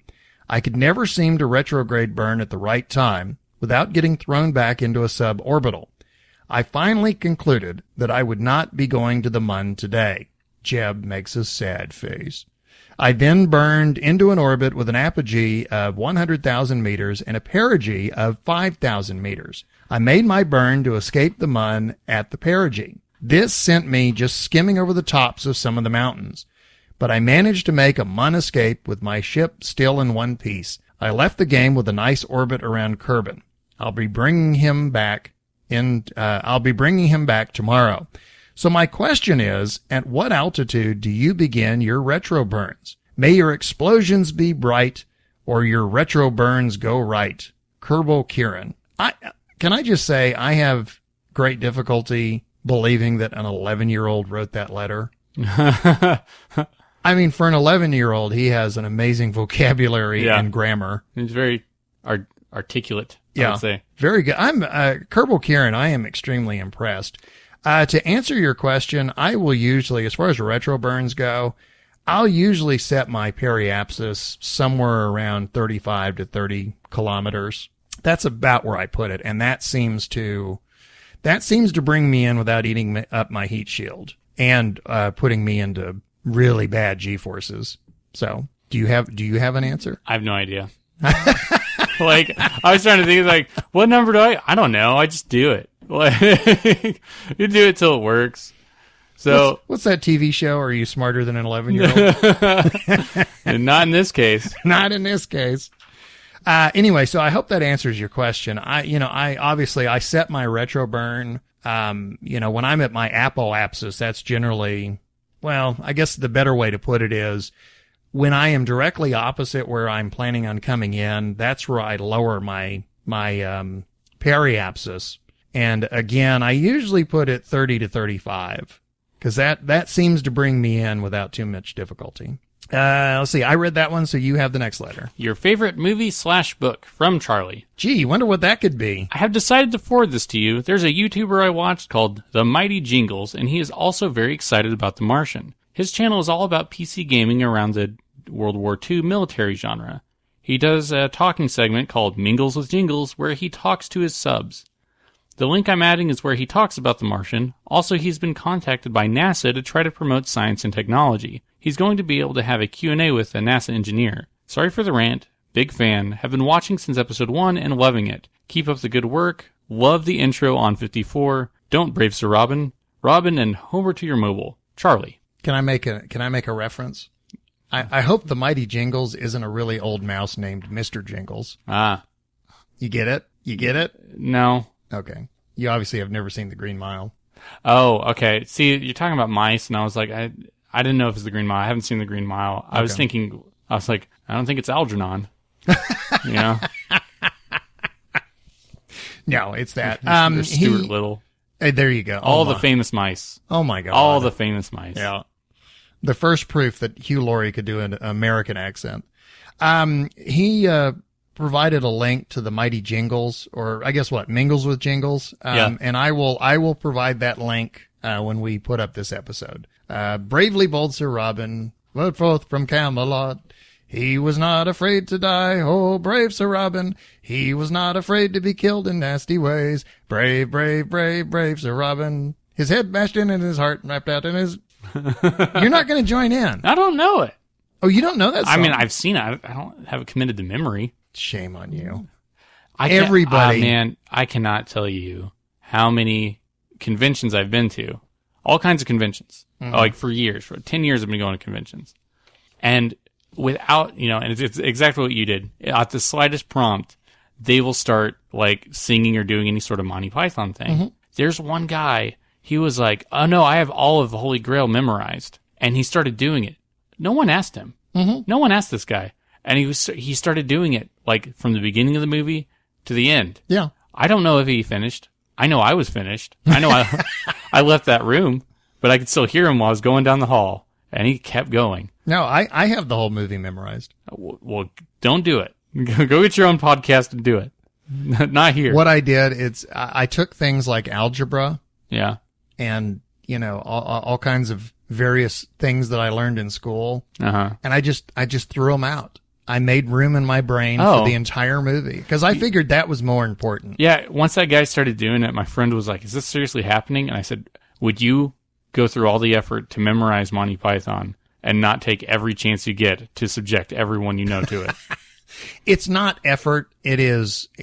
I mean, you watch it so much. Yeah. That you get to where you remember everything. I was, when HBO first came out, the way HBO used to work, I mean, they're much different now. They do original programming and a bunch of other stuff, but I mean, the way HBO used to be was, I mean, they had a handful of movies and they reran them constantly. And one of the early movies was Monty Python and the Holy Grail. And my brother and I would watch it every time it came. If it was on 3 times a day, we'd watch it 3 times a day. And I mean, it just, it was to the point where we knew every line. So. You gotta have something. Yeah. Well, we certainly didn't have girls, so. Wonder why. Well, moving on now. We have been learning quite a bit about mining, and now that you're doing Sandbox, you actually got your first little taste of mining. Yeah, too. I know what he's talking about now. So yeah, a lot of parts to deal with. He has talked about the drill, and he's talked about where to find ore and how you need to build your ships. And now in the next episode of our mining tutorial, Jay Arthur talking about how to scan for ore. A quick addendum to last week's episode before we get started. This past week's update to 1.0.3 added 5 new radiator parts and revamped the heat system. I've not had a chance to thoroughly test the new heat system, but have had a chance to look into the radiators. They make a very big difference in the heat levels of your craft when deployed, and especially in a vacuum can ensure that even the hottest engines don't explode from overheating. Just like I said in last week's tutorial though, they must be placed near the hot part in question in order to be effective at drawing the heat away.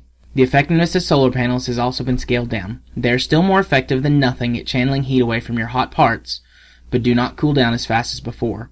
More testing is needed before I can give you concrete numbers, but on the face of it, the new heat system is much better than the previous one, and radiators are a welcome sight. Now, on to the episode. Welcome back, miners, to the third Kerbal Mining Guild tutorial. After we got dirty last week and had a suspiciously earthy milkshake, it's time to turn our gaze from under the dirt to above it. This tutorial will cover the 3 different types of scanners in more details than before. 3 separate craft files will be provided for you so that you can experiment with the different types of scanners. Before discussing any of that though, we need to expand on ore concentrations a bit more. Remember in the first episode where I said you could set ore abundance to between 10 and 120%? Here's where that matters. If you set it to 120%, you can land just about anywhere and get some ore. You may not mine efficiently, but you really won't have to bother with scanning at all. As you turn that number down though, scanning becomes more and more important. At 10%, it's possible to find only very small, low ore density pockets on planets and moons, meaning that without scanning you need a lot of luck to find them. Even after you find them, it's important to get as high a concentration as possible, so mining doesn't take weeks or months in game time. If it's set to 100%, you'll easily find areas with between 10 and 20% ore density. More uncommon are densities between 20 and 50%, and while I've never personally found a planet or moon with higher than 50% ore density, people do claim to have found ore concentrations as high as 80%. So, this is one aspect where your mileage may vary. I suspect that those folks may have turned ore concentration up to 120%, but haven't confirmed that for sure. I recommend setting it at around 60%. That's enough to make scanning matter, but not so much that you have to spend an hour scanning the MUN or anywhere else to find a decent enough ore deposit. Now that that's out of the way, the first scanner is the M700 survey scanner. As stated in the first tutorial, this scanner will scan the entire body for resources and give you a breakdown on these resources in the tracking station when you have the body selected. In order to scan with this satellite, put it into a rough polar orbit around the body you want to scan.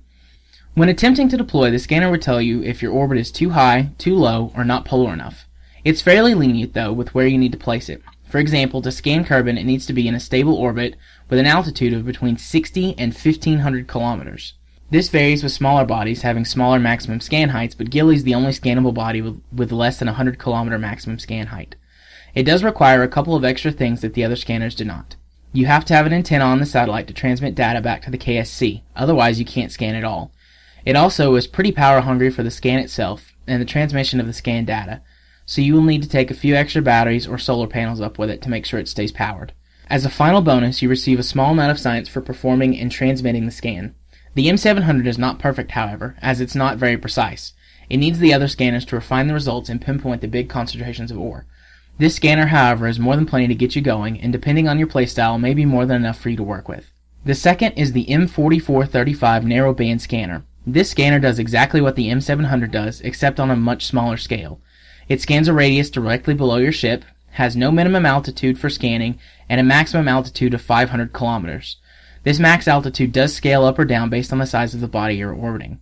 It does show more precise data than the M700 and can be used to refine your results to pick up more rich concentrations of ore under the surface. Its best use, however, is on mining landers, regardless of whether or not you've scanned the body with the M700. You can make a couple of orbits around the body with your lander to find the best concentrations of ore, and then land on a highly concentrated zone. This method works best on unscanned bodies, however, because on those you've no idea where to land in the first place. Doing this means you don't waste time or fuel trying to find some ore. Right-clicking on the scanner will both give you information on the ore percentage directly below you and give you the option to turn on a scan map that shows you everything the scanner sees. The map allows you to head for more rich ground without blindly flying around looking for the biggest numbers. Finally, we have the surface scanning module. This module can only be used at altitudes lower than 1 kilometer or if your vessel is touching the ground. It provides the most detailed and accurate scanning data and can narrow down the biggest concentrations of ore. To my knowledge, outside of asteroids or extreme luck, using this scanner is the only way to find the biggest concentrations of ore. It is the most difficult to deploy, however, since it pretty much has to be on a rover to use. Because of that, its uses are fairly limited. This module is mostly relegated to finding the best spot to put down a long-term mining base. Both the surface scanner and the M4435 automatically update your resource map if you've scanned the body with the M700, meaning you don't have to repeat this process over and over again. Now that you know how to effectively scan for ore, our next task is to finally go get some. In next week's tutorial, we focus on the different types of landers you can use. I've got 5 different ones to talk about, so this episode may come in 2 parts. We'll see how it turns out when I record it. As always, there's a couple of notes before signing off. Next week, I'll be going on vacation with my family. I intend to pre-record some extra content so you don't miss me on the show, but if you don't see me playing or responding to you on Twitter much, that's why. I also have a surprise in store for you guys that isn't mining related. This is just a little tease to build some hype, but hopefully I'll have it recorded for the show in the next week or 2, and we'll give you more information then. I'll give you a hint now, though. It's related to my career as a therapist. Until next time, J. Arthur, signing off. I have a feeling, I mean, obviously the people that go to see him, if it's marriage and family counseling, they've got things going on. But I would imagine if you were going to have a therapist, this is the guy you'd want. I just have that feeling. I wonder how often he recommends decoupling. Oh. Ooh. Oh. Ah. Okay. All right. How about a trial separatron? Oh. See, you thought you went as low as you could. Yeah. And no, I went lower. I can't even see the Apple apps. I didn't hit rock bottom. I hit rock bottom and started digging. J. Arthur made a point there about pre-recording. July 4th we typically record Saturday mornings. Yeah. July 4th is the coming Saturday. And so we're going to be off for a week because we have July 4th fun festivities. It's funny, like only about half of our audience Like, Oh, I know. Yeah. I know. I mean, they all get it. I mean, you know, they're having some sort of thing, but only half of our audience, they're like, oh yeah, that perfectly applies. You mean the whole world doesn't celebrate Independence Day? Yeah. Hey, I always want to ask people, when's your 4th of July? Yeah. Same as yours. Oh, okay, cool. Okay. Yeah. Okay. Yeah. Oh, I should also mention we're going to be off on Boxing Day too. Yeah. Actually, my friends and I, we give each other gifts on Boxing Day. So we always say, hey, Do you really? what's your spending limit for Boxing Day? Because, you know, growing up, high school, everything like that, we couldn't see each other on Christmas because we had to be with our families. Mm-hmm. So, but we could see each other the day after. So we give each other Boxing Day gifts. You know? Okay. That, and I had, my best friend, his birthday is Christmas Eve. And so, like, you know, he gets completely overshadowed. So he would get a gift from me the day before and the day after Christmas, but not the day of, because we decided we hated Christmas because it always stole his glory. So, Okay. But- See, I would be worried about exchanging Boxing Day presents with you because, I mean, I would be scared that your present to me would be a punch in the nose. Be like, Happy Boxing Day. Oh yeah. I guess there is that other one. Because like that is actually my exercise as I box. So Okay. yeah. Well, you know what my exercise is? I run away. Oh, I can run faster scared than you can angry. That's true. You know, we've been talking about the calendar, and that raises a question. What? What time is it? Oh, I think it's time for the tweets. Tweets. Time for the tweets. Some of the tweets we got this week at Kerbalcast. Haywood Floyd, words of wisdom from Nostromo. Coconuts don't have necks. You chicken killer. Rensloing, maybe we should change NASA's CMB designation to Coconut Module Pilot. Let's ask Wilson what he has to say about it. Okay. Well. Stop screaming. Shut up! Amy K. Biff in career and Nos in Sandbox? If everything is changing, do we now blame Nos and Biff is right? Yes. Yes. Freetoss, I don't like change. Random Hooded Stranger, great episode, gang. Awesome job, Amy K, on the audio clip tribute. I second that. And again, Random Hooded Stranger, I wasn't kicking you off of the stream. Just the moment you joined on, something that went crazy wrong. So, sorry, dude. Litho Breaker, when I was 11, KSP was Lunar Lander. Michael Whirl, PS4 and PS Vita ports are relatively easy. They already have Unity, but especially PS Vita lacks raw grunt, so highly unlikely. I know it's unlikely, but I mean, I can hope. Yeah. I would love it. Jacob Orth, Nos made a good point. Now I'm scared that console people will be in our intelligent and kind community.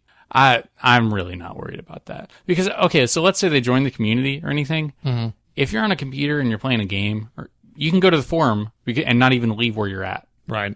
Like console people, they don't really go on forum things that often, or at least in my experience. They're not as populated as they are with PC people. Like, so imagine, oh, I'm on my console playing this game. I'm going to get up, walk over to the computer, type something up.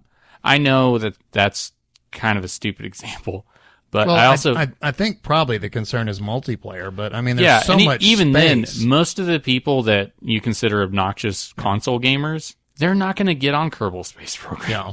Like they're usually on action games. Like, you don't see a Civilization be like, oh, I so got you. My Civilization's just going to stomp you, bro. You know, they're different kinds of games. They're different climates.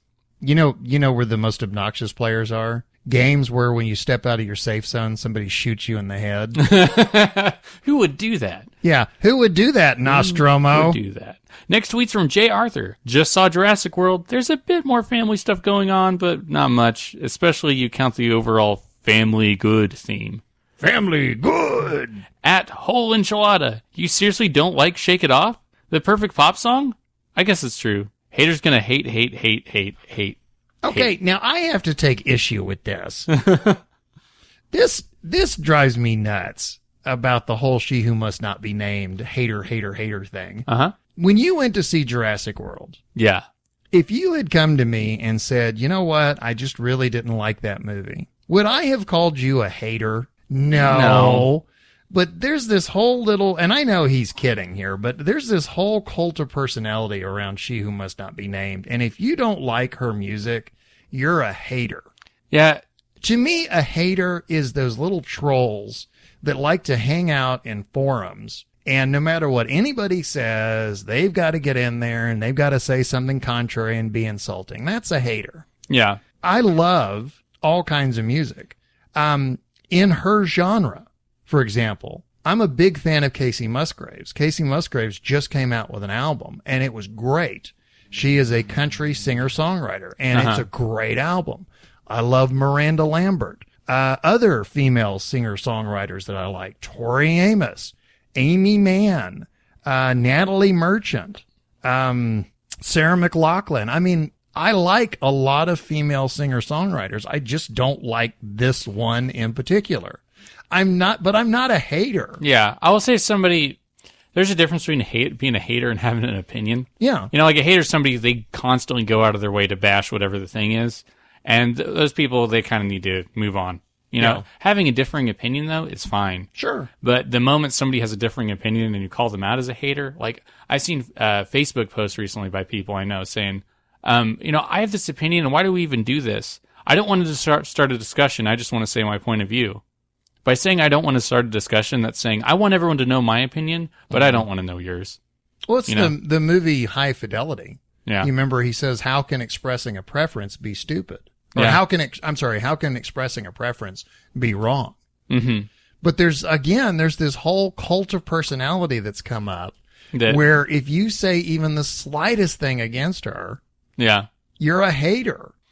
Now, if I was making websites and stuff dedicated to how much I hated that woman, I'd be a hater because I'm putting effort into how much I hate it. Right. If asked and I said, "Oh, I'm just not wild about that." Yeah. You know, I'm like, okay, you know, you have a differing opinion, and that's all right. Not a hater. Now, if you made it a running joke on your podcast that you don't like her, you could be a hater. No, I'm just a terrible podcaster. Well, let's keep this terrible podcast going. Yeah, because I'm looking at my non-existent watch. Ooh. And I'm wondering, what time isn't it? It's not time for the tweets. Tweets. Not time for the tweets. Final stage expended. And that means it's time for Freetoss Flight Fundamentals. Greetings, Kerbonauts. Freetoss here with episode 11 of Freetoss Flight Fundamentals. Last week, I said this week was going to be about shuttles. Well, I lied. As everyone who watched me on Twitch today knows, I've been having issues with my shuttle, and I want to make sure I get it right before I talk about it here. So, I need a stopgap. This week, I'm going to be talking about Kerbal Engineer and you. It's a lot of people's must-have mod, but how much do you really know about it? How can you find the Delta V of your rocket without Kerbal Engineer? What does ISP really mean? Well, all this and more this week on Flight Fundamentals. The first concept I want to discuss is thrust to weight ratios, or TWR. We'll start with that since it's the easiest to understand. It's the ratio between the amount of thrust your rocket, or stage, can output versus its weight, or the force of gravity on a specific celestial body. Kerbal Engineer defaults to Kerbin, but your thrust to weight ratio does change depending on whether you're in the sphere of influence of Kerbin, the Mun, Duna, or any other celestial body, based on the local gravity.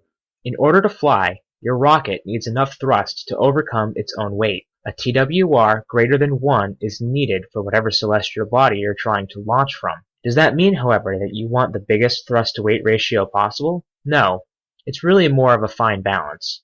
A thrust-to-weight ratio of 1.01 only applies about 1% of your engine's power and the fuel that you're burning to accelerating you upwards.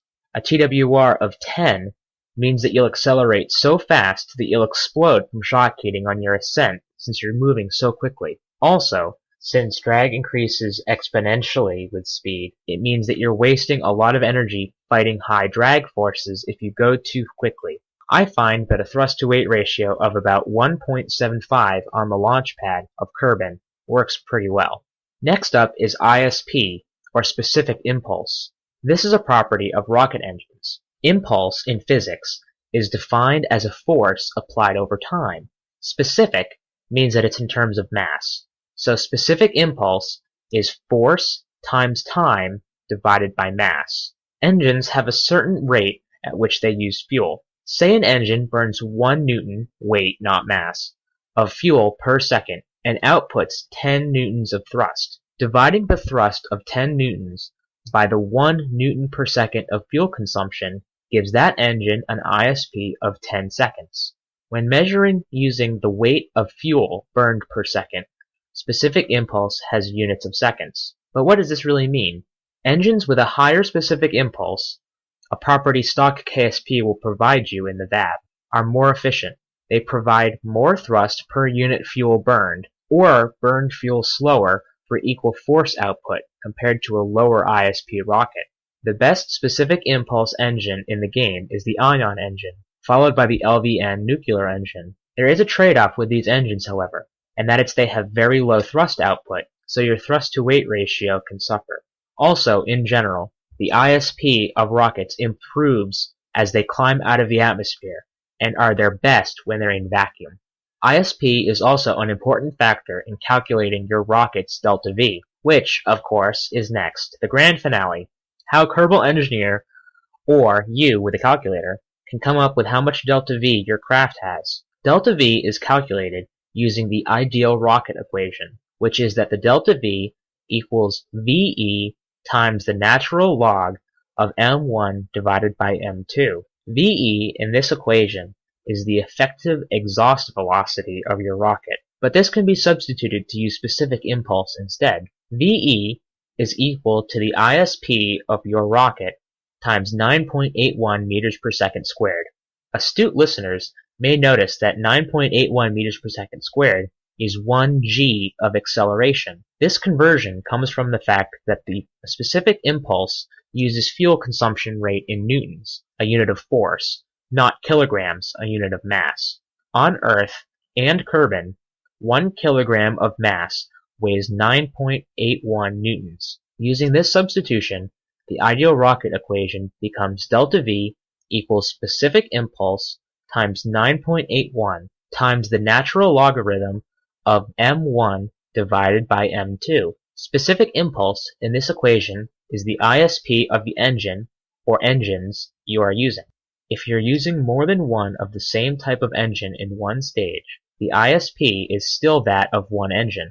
2 LV-T30 Reliant engines, each with an ISP of 300 seconds, also has a combined ISP of 300 seconds. M1 is the starting mass of your rocket, including all of the fuel. M2 is the dry mass of your rocket, or the mass after you've burned all of your fuel, but before you've jettisoned any decouplers you may have for that stage. For those of you that haven't been exposed to it, the natural logarithm is a function on scientific calculators. Once you divide M1 by M2, hit the LN button on a calculator with that function, and multiply that result by your ISP and 9.81. This will give you the amount of delta V in your stage, or the entire rocket if you add up each stage in sequence. You can use this information to see if your rocket is capable of getting into orbit, transferring to a different celestial body, landing, and doing any other celestial maneuver that you have planned out. When you make a maneuver node, you can even see how much delta V it will take on the right side of the nav ball. So, as you can see, this information is very useful, and NOS, with your hate of mods, you can get this information to help you out in Sandbox mode without using Kerbal Engineer. Or, if in version 1.1, Kerbal Engineer breaks, and you're forced to calculate it by hand, at least now you know how you can do it. You can still use the ideal rocket equation, and stock KSP gives you everything you need to make that calculation. Though, I do have to admit, it does make life more convenient. That's it for this week. If you have any questions or suggestions for future topics, you can feel free to send me a message on Steam, or tweet to me at Freetoss7. Look for me on Twitch at twitch.tv/Freetoss7. I hope to see you in a stream soon, but if not, I'll talk to you again next week. And who knows what I'll be talking about at this point. Maybe space shuttles, maybe something else. It'll be a surprise for all of us. Home Radio Mobile. Wait, don't tease us. He's teasing us. So, he's billboarding. He teased us. That was Freetoss Flight Fundamentals. If you notice, there's been something missing from our lives. Something very, very new and true to our Kerbal existence. What could you possibly be talking about? It's time for Season 2 of A Kerbal Life. It's been a month now since Jebediah Kerman made Kerbal history by successfully landing on the Mun. KSC has been very quiet on the details of the actual mission, but we can now take you to our correspondent, Bill, who is with the mission controller. Thanks, newscaster. I'm here with the mission controller, the MC, and first I want to start by congratulating everyone at the KSC on a very successful mission. Thank you, Bill. Now, the KSC has been very quiet on the details of what happened on the mission. Why is that? Well, Bill, there were a few unexpected outcomes and situations. I see. And can you comment on the numerous reports of a strange object orbiting Kerbin that coincided with your returning home? There have been concerns that in our first trip to space we are already leaving behind trash. Trash? We would never leave trash behind. What kind of operation do you think we are? I'm sorry? So nothing was left behind then? Well, no, we did leave something behind. It just wasn't trash. And what was that? It was Bob. Bob? A Kerbal? You left a Kerbal in space? We didn't have much of a choice, but we have just completed work on a huge new rocket, and the administrator's already taken on a contract to go and bring him home. And Jebediah is launching with that rocket this very day. Well, there you have it, folks. Certainly more drama than we ever expected, and you heard it straight from the MC's mouth. The most shocking development of the first Kerbal mission to the Mun. And there was one more thing. Oh? When we got to the Mun, there was already someone there. Another Kerbal. A girl. A Kerbal. Get it? A Kerbal? No? Well, maybe next time. Monstrosity 1 to Bob. How you doing up there, buddy? Not happy, Jeb. I'm not happy at all. Well, we're just about ready to come and get you soon as MC gets back from his interview. A lot has changed around here since you've been gone. We've had a huge update and... Jeb, I'm gonna stop you right there. I've been up here in orbit on my own for a month. The only thing I've had to do is moon the desert temple whenever it passes. And I'm pretty sure I've lost a few of my marvels. Huh? What was that, Mom? You took off your suit? No, you see, I can't even do that. So I don't care about updates, changes, or anything else. I just want to go home, Jeb. Ah, the Kraken. Yeah? We'll get you home soon, buddy. I think you need the rest. Copy that. Also, why is the ship called the Monstrosity? It's huge. We've got mining equipment, extra fuel tanks, everything you can think of. We've even got a habitation module, so no more hanging on the outside of the... No, don't mention it. I still have nightmares about that. Sorry, Bob. It sounds like a big ship just to come and rescue me. Well, the administrator upgraded mission control and took on a whole bunch of contracts, so we're gonna pick up Val from the Mun, refuel, and then head to Minmuth. I really never should have... Wait, we? Oh, the administrator took on a passenger contract, so we also have a passenger. A civilian passenger? That's right. His name's Dwayne. You want to say hi to Bob? Hi, Bob. Do you know anything about space, Dwayne? Sure. My mama always says leave space for your dinner. This isn't going to be simple either, is it? I'm going to have some alone time now, Jeb. But you've been on your own for a month. Yes, I have. Bob out. A Kerbal Life was written by Amy Kettlewell with music by Lee Rosebeer. Jebediah Kerman and Kerbal Space Program were created by Squad. The game is available for purchase on Steam or KerbalSpaceProgram.com. You were right. There was something missing from my life. It's back again. Yay. Yay. Another big thank you to Amy K. Yeah. For bringing you back into our lives. That is so cool. Yeah, it's I like how she divided it up from, season 1, season 2. Uh-huh. It's back. Yay. Anyway, well, that wraps it up for today's episode of Kerbalcast. As always, we want to send out a big thank you to our listeners and our regular contributors. I don't know if you've noticed this or not, but the amount of work that goes into the contributions that we get. Yeah. I mean, Caffeine Rage is doing letters now. Freetoss is doing Flight Fundamentals. J. Arthur's doing the mining tutorials. Amy's doing her Kerbal Life. We have a lot of really good people. Yeah, and they're doing really great content. Like, yes. I mean, this stuff isn't, exactly easy. Yes, and thank you so much, because, that really makes this podcast. We also want to thank everybody who sent us letters and tweets. We do encourage you, keep sending those letters in. We love to hear audio letters. Text letters are great as well. A big thank you to the subreddit moderators for Kerbal Space Program and Kerbal Academy. Look for a link on the front page to this podcast on those subreddits. Episode music comes to us from Professor Soap. Look for him on Facebook or at profsoap.com. And a big thank you to Ascalon for posting episodes to Kerbalcast on YouTube each week. And also the project that he's undertaken to transcribe the episodes. Yeah. So that there won't be any more Homer to your mobiles. If you would like to get in touch with us, you can write to us at kerbalpodcast@gmail.com. You can also follow us on Twitter at Kerbalcast.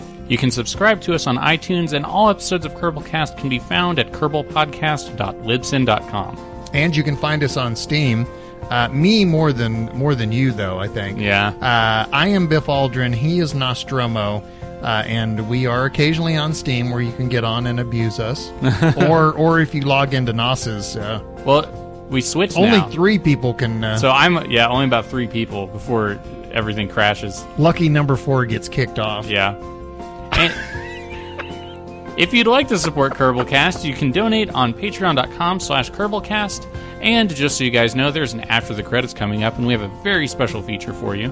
Yeah, it is it's Drew S. He is Operations Director of the Kerbal Space Agency. Yeah, my brain just locked on that. Well, it's funny, you're holding a sheet of paper that is like 5 different Kerbal-related things. Yeah. So you're seeing a lot of... the KSA. Yes, the Kerbal Space Agency, a very active Twitter, and a very cool story that he has developing on there. You know what it was? It was a brain glitch. I was trying not to say KSC. Oh, yeah. And so my brain locked. It was like, okay, I can go this way. I can go this way. So I might as well freeze. So I might as well not go anyway. Yeah, KSA. So stay tuned for that. We have an interview with him and everything that goes behind the development of the KSA. The Kerbal Space Agency. That wraps it up for Kerbalcast episode 55, Mr. Sandbox, Bring Me a Dream. I am your LMP, Lunar Module Pilot Biff Aldrin, my CMP, Command Module Pilot Nostromo. Until next time, happy Kerbaling.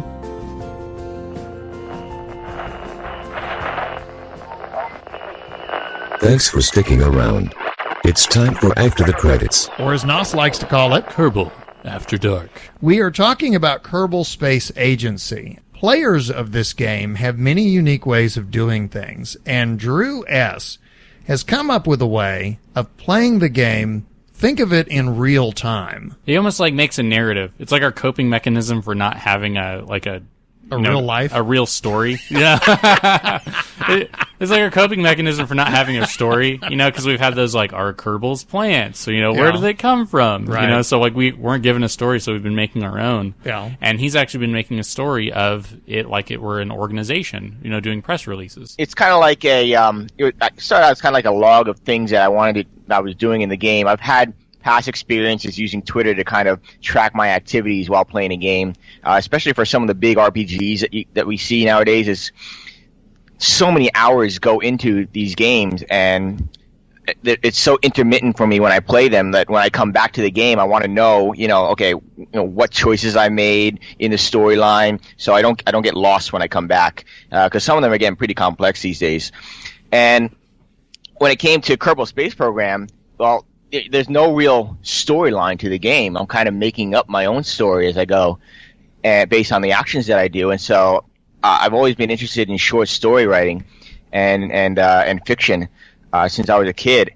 So what I wanted to try and do was, instead of running a log of activities that I did in the game, but to fictionalize it and to create this universe where everything that's happening is tied together. So all my astronauts actually are characters, and they all have personalities, and that affects how I tweet about missions and events that go on in the game. It's all kind of colored based on the characters and the personalities of the Kerbals that are involved in the mission. I kind of think of it like it's like a real life Kerbal Space X.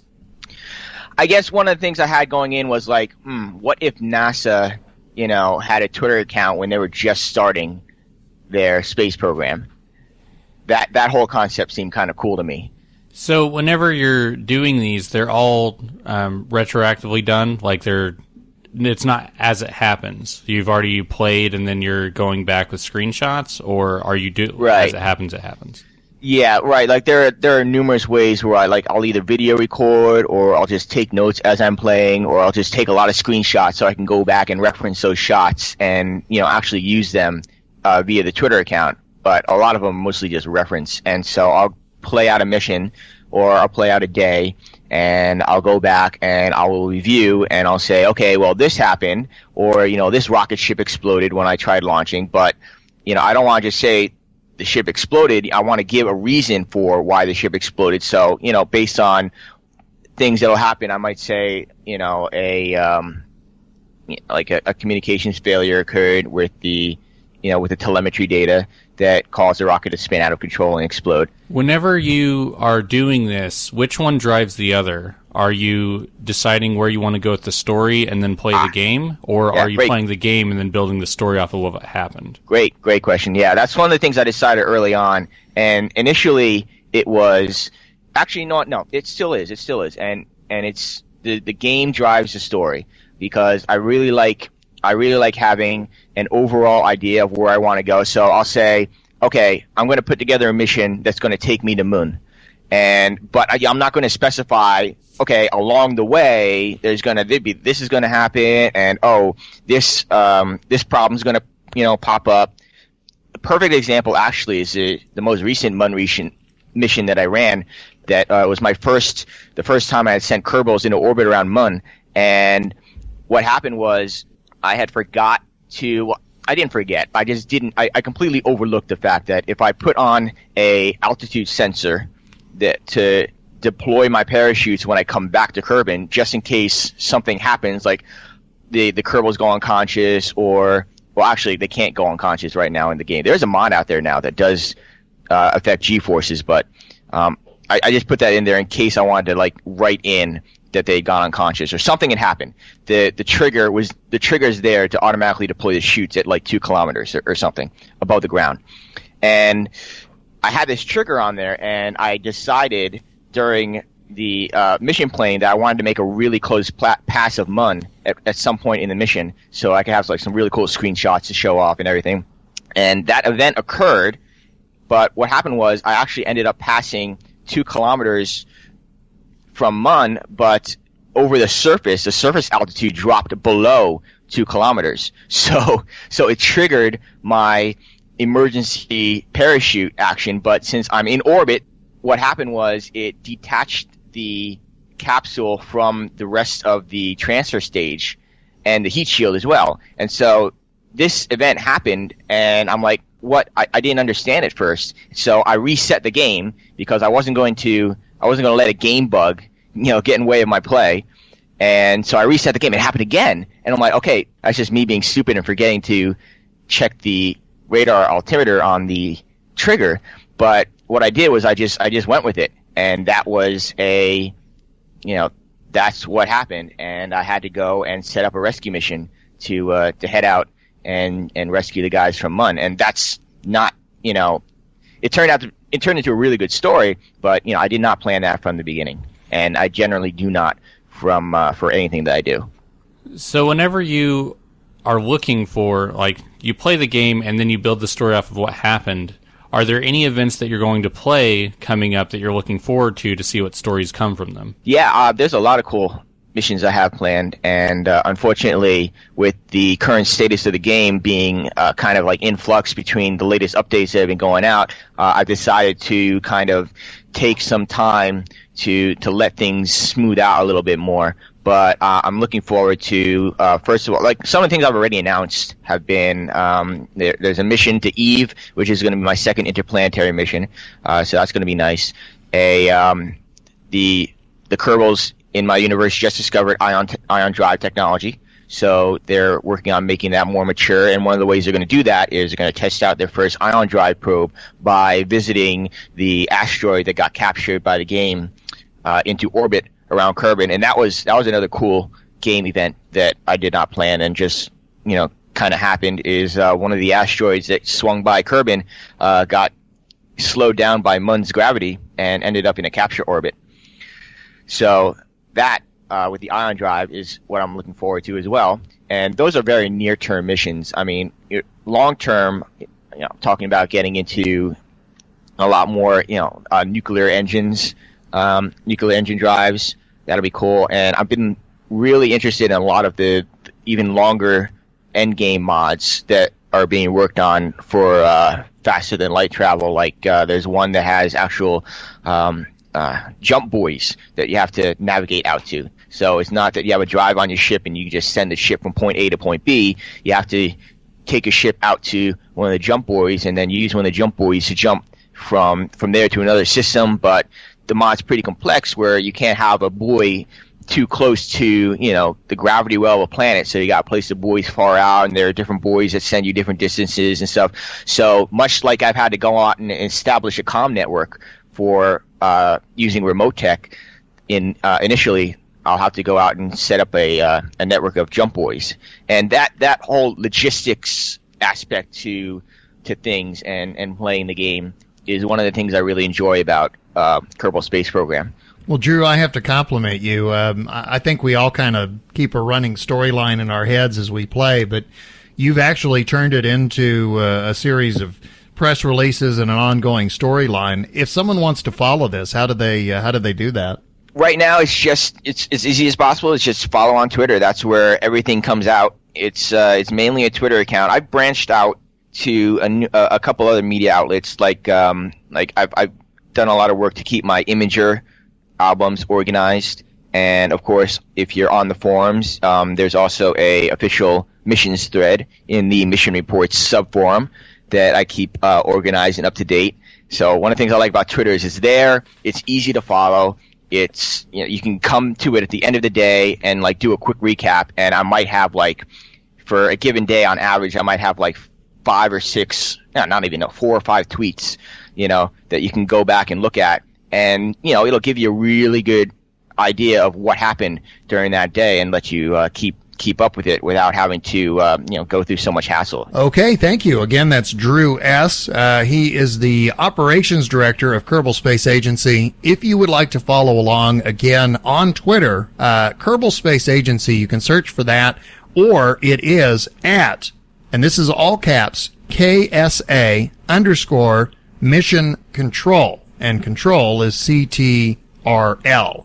So at KSA _mission control, Kerbal Space Agency. And we want to thank you for sticking around for After the Credits, where we interviewed Drew from Kerbal Space Agency. Yeah, we'll see you again next time.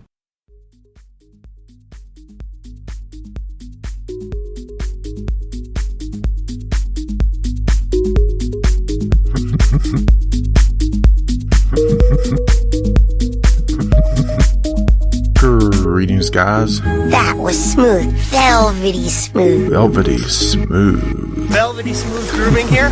Seedy boy. Seedy boy. Seedy boy. Velvety smooth. Velvety Smooth. Velvety seedy boy. Seedy boy. Velvety Smooth. Velvety smooth. Velvety Smooth. Alright, neighbor. Street lever. Velvety smooth. Velvety smooth. Velvety smooth. Velvety smooth. Velvety smooth. Velvety smooth. Velvety smooth. Velvety smooth. Velvety smooth.